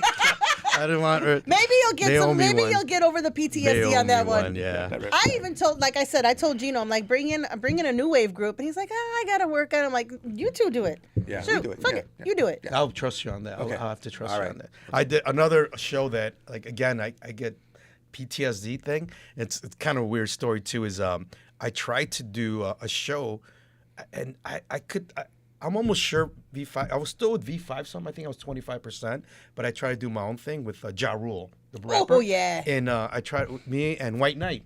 I brought White Knight, somehow me and connected, and we were gonna do it at. It was his connection, his people, at the Aragon. Something happened where he canceled or something.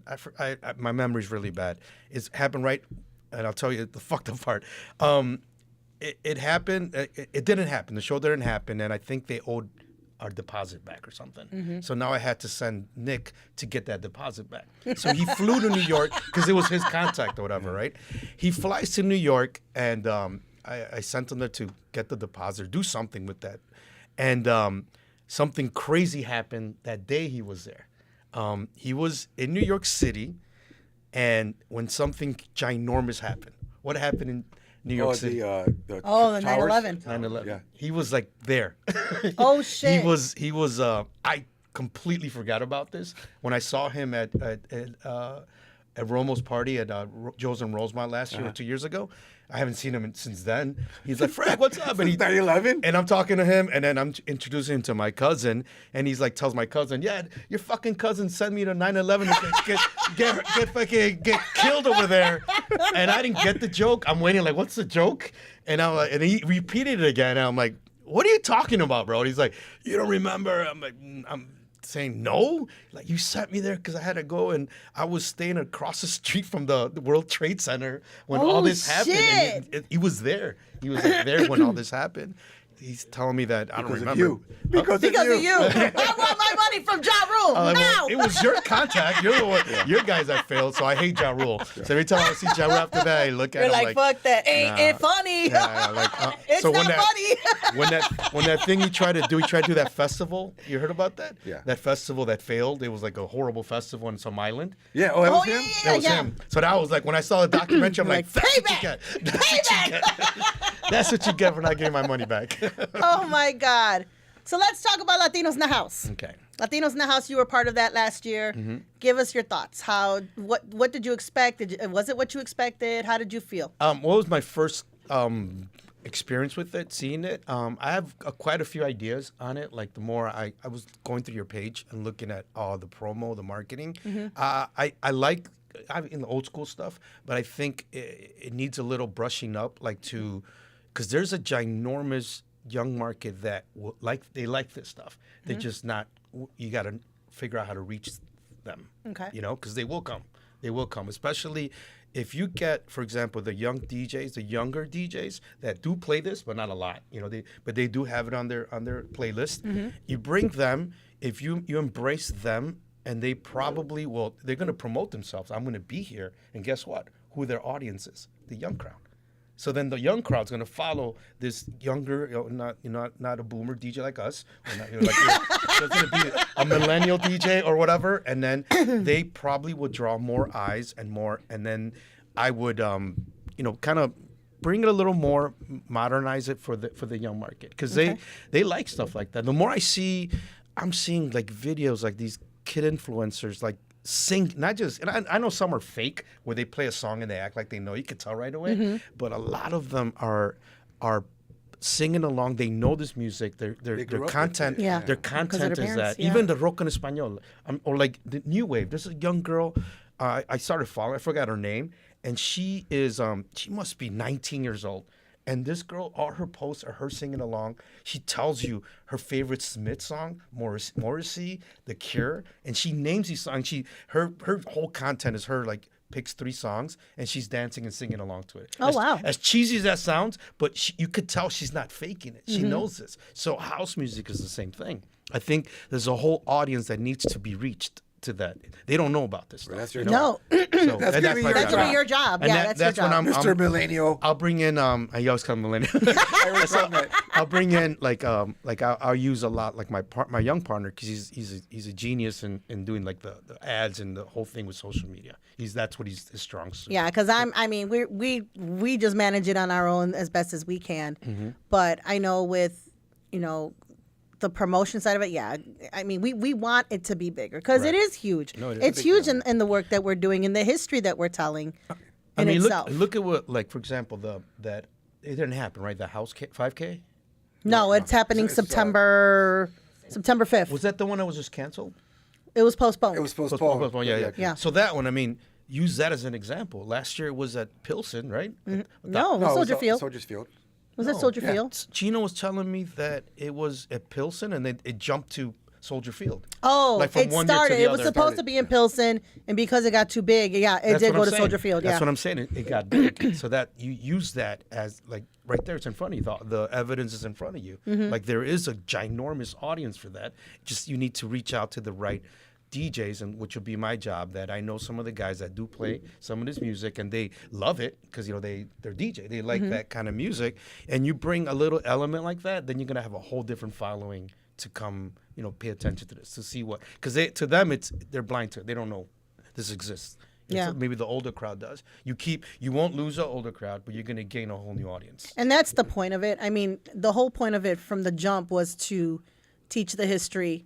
Like Pass this it year, on eventually, with bridging the gap in different cultures and Right. nationalities, that's why we're so excited about this one because you're getting a little bit of everybody. I mean, you've got Laura B, Psycho Bitch, DJ Gloria, Eva Castro, all from the LGBTQ community. It's even better, who yeah. were working. Gloria's amazing, man. She is. rocked it. She is. At Joy District. She rocked it, man. She She's- couldn't play it this next Yeah. one, but she Yeah, rocks this it. one, oh my God. I fell in amazing. love with her when she was playing with Rick. I never heard of her. And she Boricua, which I Yes. even like more. Like, I had no idea she was a Boricua. And the Like, what fans the- she brings, I mean, they are so much fun. Yes. They are so much fun. And then you've got Psycho Bitch, who's going to be talking about Terry Bristol's years and Yeah. her and Yeah, Crowbar and fucking, it's amazing. and everybody, she's like, well, I'm white. I'm like, yeah, but Terry Bristol was Puerto Rican. Right. And not only that, you were the dynamic duo who started that whole regime of just all these clubs. Right. And then you got, the hip house. That's something one we thing. don't That's talk a about. market that no one's really right. That No, they one's never tap really- into it. They don't much. Is there enough music for hip house for it to be like a thing? Yeah, there Is there? is. I mean, there's just enough, I think. Yeah. Just enough. Well, you figure you had Mr. Lee, you had Sundance, Fast Fast Eddie. Eddie, who started it all. Right. Cool Rock White Knight, Cool Rocksteady's Rocksteady. passed away. Yeah. You've got quite a few, and then you've got Pamp, who's the newer generation who took all of that and now has made it into a different type of hip house. Now putting it just into hip hop, So those were his mentors, and then you've got the Filipinos, who again another market that's never been tapped or spoken about because they're DJs. No, they're part of us. Right. Even though they're considered Asian, their bloodline's still connected to Oh yeah. Hispanics. Absolutely. So, Absolutely. and then you got the alternative dance, So I think it will be a great conference with your help. Obviously, we brought you on because we know we ain't dumb.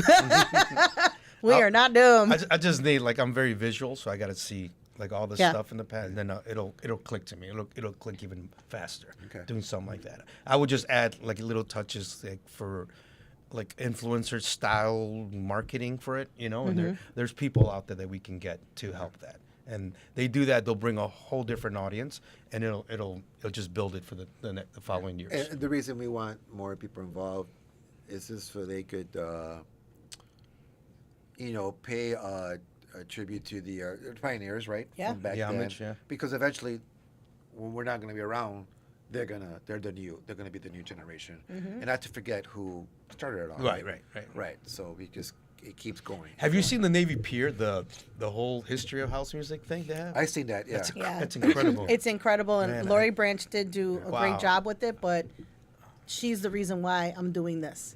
Oh, Because really? there were so many names, Latino-wise, yes, they were that were missing. missing. Yeah. And it was only sporadics in there, and I'm like, where's this person? Where's that person? Where is all this information? Yeah, it's like a that, whole that a gap, right? Exactly. There's a gap on There's a lot of gaps. Did And you even guys, in between you the see years. like what did Bill? My cousin was telling me, saw me a picture in Humboldt Park. They did a whole mural of Ralphie Rosario. Yeah, on North Avenue That was and cool as Central hell, Avenue. Man. That was really cool. Yeah, I like that. and he didn't even. All of that happened. That was the year that we had the first year we had Latinos in the house. Even that, whoever was behind that mural, I know his name was John, did a fabulous job. But it should have been more publicized. Right. And it should have been more vocal than it was. I think he might have had 35 people there to honor that mural when it dropped, and it should have been so much larger, and it wasn't. So again, you look at those kind of things and say, why isn't there more recognition? Like when you drop, congratulations, because I mean the Hot Mix 5 deserved everything that they got for the Rock and Roll Hall of Fame for Illinois. But again, there's just so many names that do Still not. missing. Well, I mean, and it's not necessarily them. I'm just saying in general that even when Ralphie's name was Ralphie, yeah, but nobody paid homage to that situation when that mural dropped. Right. You know, so those are the kinds of. But things that's the that I thing. see. Like each year, you can target something different. You know what I mean? You can still target things, so you still have time to. Like one year you do this, one year you Chicago do has so much talent. We have a lot of time. Yeah. A lot of years to go. Yeah, we still got. And you're already wiping us out. He's like, when we're gone, I'm like, Yeah, wait. I know, like, hey, did you slow know down. something I don't know about? Slow You know something I don't know down. about? I mean, That's I'm what kinda Private Gin healthy. is for. Celebrex. I'm drinking water. Flomax. That's what drinking all water. that's Drinking for. water. Like I don't know. Drinking water with lime. Jeez, I put cucumber in there No, too. I'm just All right. keeping it real. How many? I'm just keeping it real because how many have we lost already? Oh, yeah, that didn't that's get a true. chance for their stories to be heard. Yeah, So I agree. that's Very true. Well, that's all right because But now I we intend to can be make around for a long time. Me too. I made a deal with someone, so that. The dog, Mello. Oh, Timer, the couch. I made a deal with someone. What are you so turning around for? I'm gonna drink my water and lime, and I'll be all right. Oh my God. Well, Frankie, I know you've got so much more. And I know, because the old man that's next to you has to go to sleep. Yeah. I gotta So wake up he's and- been gotta wake yawning up in the already. morning. I I know. gotta wake up. You know, but it has sunrise. been such an honor to have you in you. front of us and just hear all the history, the laughs. I mean, I knew that this interview was going to be fun, and I was anticipating it. I mean, damn it, you had me freaking cleaning my entire house. So I was I love like a mess, really too. excited. I'm telling you, this is why this is your trauma Yeah, relief. it's helping. I'm not thinking about red, blue, or blood. What is it? Red, blue, green flag or whatever. Oh Flag? yeah. So August 1st, Joy District, free event. Yes. Vertigo Entertainment's throwing that. Frankie V will be your host. Pablo Poca Gonzalez, Behind the decks. DJ Diablo, Julius Oliver, and Scary Scary Lady Sarah. Scary Lady Sarah. Scary Lady Sarah. I always get that all mixed She up. played at the Win. She rocked Yeah. at the Win. No, at the Cerise. No, Cerise. Cerise. She Cerise. played Cerise for me. Yeah, And then afterwards, it is just so you remember, everybody go to the Chicago House Run to make sure you know what date it is. It is September 5th. It was rescheduled. I think you still have to go pick up new packets now and not have the September open. 5th? September 5th. Isn't it the day we're doing the Navy Pier event? No, is it September 6th? Oh, September 6th. Okay. My bad. September Whoops. 6th. Whoops. Whoops. Don't be telling Gino what I just did. Gino's like, the whoa, last this stage, witch. right? No. Huh? He's on the last stage. Yeah, Gino's on the Yeah. main stage at him and Bad Boy Bill. Wow. Woohoo. That's gonna be good. Yeah, that is going to be good. So, I haven't seen Bill right after that Bill in run, you get years. to go enjoy and go do some dancing and burn off some more calories. Uh-oh. And then All the water you want. on September Wait, when are you guys at the Navy Pier? That's the same day. That's the same weekend. That's why I was telling you, hey, slow your roll. Whoa. So we're gonna be there Saturday the 5th. Okay. Right, at Navy Pier. That's a hard weekend. Right, and then the 6th is the run. There you go. So September Yeah, 5th, yeah. Navy Pier, dominating 6 will be there. Show your face. Get there early. Yeah. Is it a free You event? remember the a free line event. that Frankie talked about that was on Armitage? That's the same line that happens when you're getting off At Navy Pier. on Navy Pier. Oh, yeah. So Yeah. get there early. Do not get there late. September 5th, September 6th is the Chicago run. And then you guys, we got October 3rd. Latinos in the house, October 3rd. Make sure you're there. There's such a lineup. sister's We're dropping the birthday, too. flyer. Ooh, which Sandra or Veronica? Sandra. October 3rd. Oh, that's right. I forgot about that. How could I forget? She is an October baby. Hey, Sandy's birthday? Yeah, October 3rd. October 3rd. Oh, wow. Man. Hopefully she's there supporting you. Yes, We'll she'll have be a there. party there We'll have for a her. party Show there. her a T-shirt for her, so like the old Yeah, school what- days. Yes, Yeah. yes. October 4th. Sandy, we have cake there for you. Yes, on the we 3rd. will. I will make sure that October 4th is the daytime. The Latinos in the house ending their conference with a daytime. Details to be dropped soon. We are looking for DJs for that. So, hey, let us know if you're interested. Then, October 31st is the... Halloween party Yes. Where? at the distro Okay. in Berwyn. We have 10 DJs lined up for that one. And of course, a costume contest. We're going to be dropping a name of a DJ like every week to build it up. The first DJ that was introduced is, the queen of the South, I call her, DJ Myra. The next DJ will be dropped as soon as Frankie makes the Here we go. infomercial. No pressure. Pressure! No pressure. And that's October 31st at the distro Halloween party. All kinds of music, house, new wave. We're gonna add a and couple press elements rock. too. And then we're going. I'm bringing some extra some elements. some cool extras. Yeah. All righty. Cool. It's gonna look really cool. Then, I know there's a lot of things going on. QMM will be over at Pierre's Banquet Hall for the Freestyle versus House. I think that's Judy Torres, Cynthia, Daje, Laura, and I Daje forgot who else. too? Wow. Yeah. Wow. And then those tickets are available now. And then October 18th is Club Romo dominating 6 Can't along forget with DJ Diablo and DJ Voodoo as well. Yeah. Tickets are on sale Sold out right house now. again, right? It'll be sold It'll out probably again. be, yeah, they... I was going to tell you a little secret. What's Buy the those secret? tickets that are $30 now, ASAP. Yeah, because that's going to end That's really not- soon. Club Buy Romo right sells away. out, so Yes. you don't know that Right now. away. So the VIP ASAP. tables or the VIP suites for 30 guests is already sold out. You still got availability for the VIP for 15 people to be up in the suite and the VIP suite. And then right now the $30 tickets are on sale. So get your $30 tickets if you don't want to complain a bit, bitch about, it's $70, it's $75. Well, get your asses up on that damn credit card and get your damn tickets now because they're only $30. Ahora. And then this way you can get in on general admission, okay? There you go. So we have given you the list again August 1st. Make sure you're at Joy District. He's still taking names. It is a free event and Julius Oliver's birthday. Right. So make sure you go and sign up because you don't know when might close the guest list like tomorrow. He might just say I'm done. And that's it. So And I'm a friendly guy. Imagine me doing that. That means a lot. so thank you everybody for tuning in tonight. Next week we got Delirious Danny. Oh wow. D Square, WCYC. WCYC. He's now going by D Square. D squares, right? So I had he no will idea. be here Been a in long this time, hot right? seat Yeah. next week. And then we are off for a week. And then for the newer generation, for the millennial generation, we will have Psycho and M-Doc here M-Doc. interviewing them. Yes. We He got played for them me here. a few times. He's a nice guy. We will have them here. Wow, So okay. for the younger generation, for the millennials, we will have Psycho and M-Doc here, and we will be interviewing them on August 12th.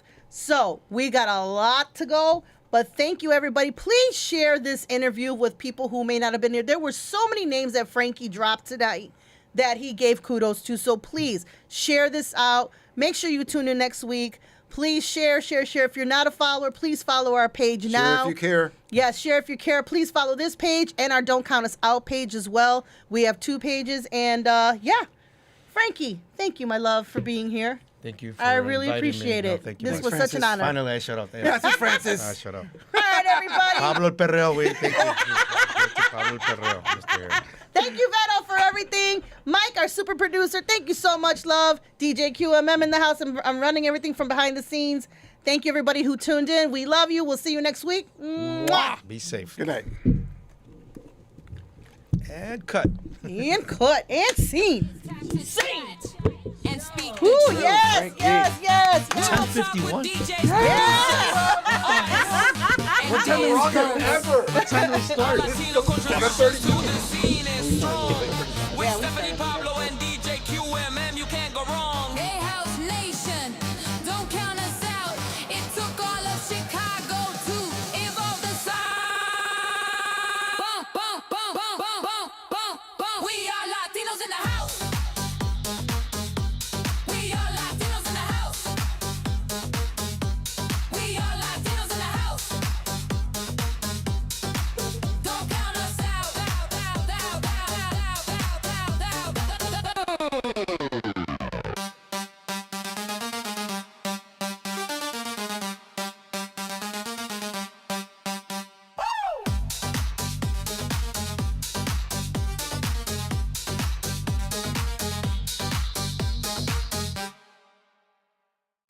to chat and speak the truth. We will talk with DJs, producers, artists, and dance groups. Our Latino contributions to the scene is strong. With Stephanie Pablo and DJ QMM, you can't go wrong. Hey, House Nation, don't count us out. It took all of Chicago to evolve the sound. Bum, bum, bum, bum, bum, bum, bum, bum. We are Latinos in the house. We are Latinos in the house. We are Latinos in the house. Don't count us out.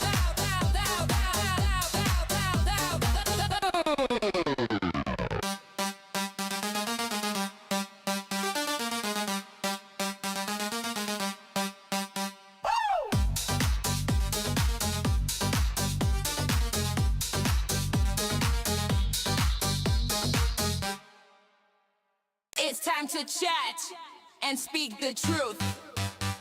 We will talk with DJs, producers, artists, and dance groups. Our Latino contributions to the scene is strong. With Stephanie Pablo and DJ QMM, you can't go wrong. Hey, House Nation, don't count us out. It took all of Chicago to evolve the sound. Bum, bum, bum, bum, bum, bum, bum, bum. We are Latinos in the house. We are Latinos in the house. We are Latinos in the house. Don't count us out.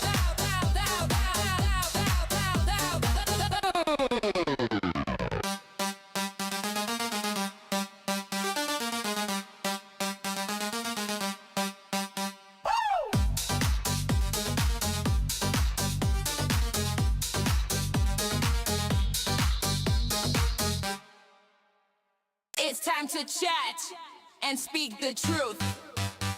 We will talk with DJs, producers,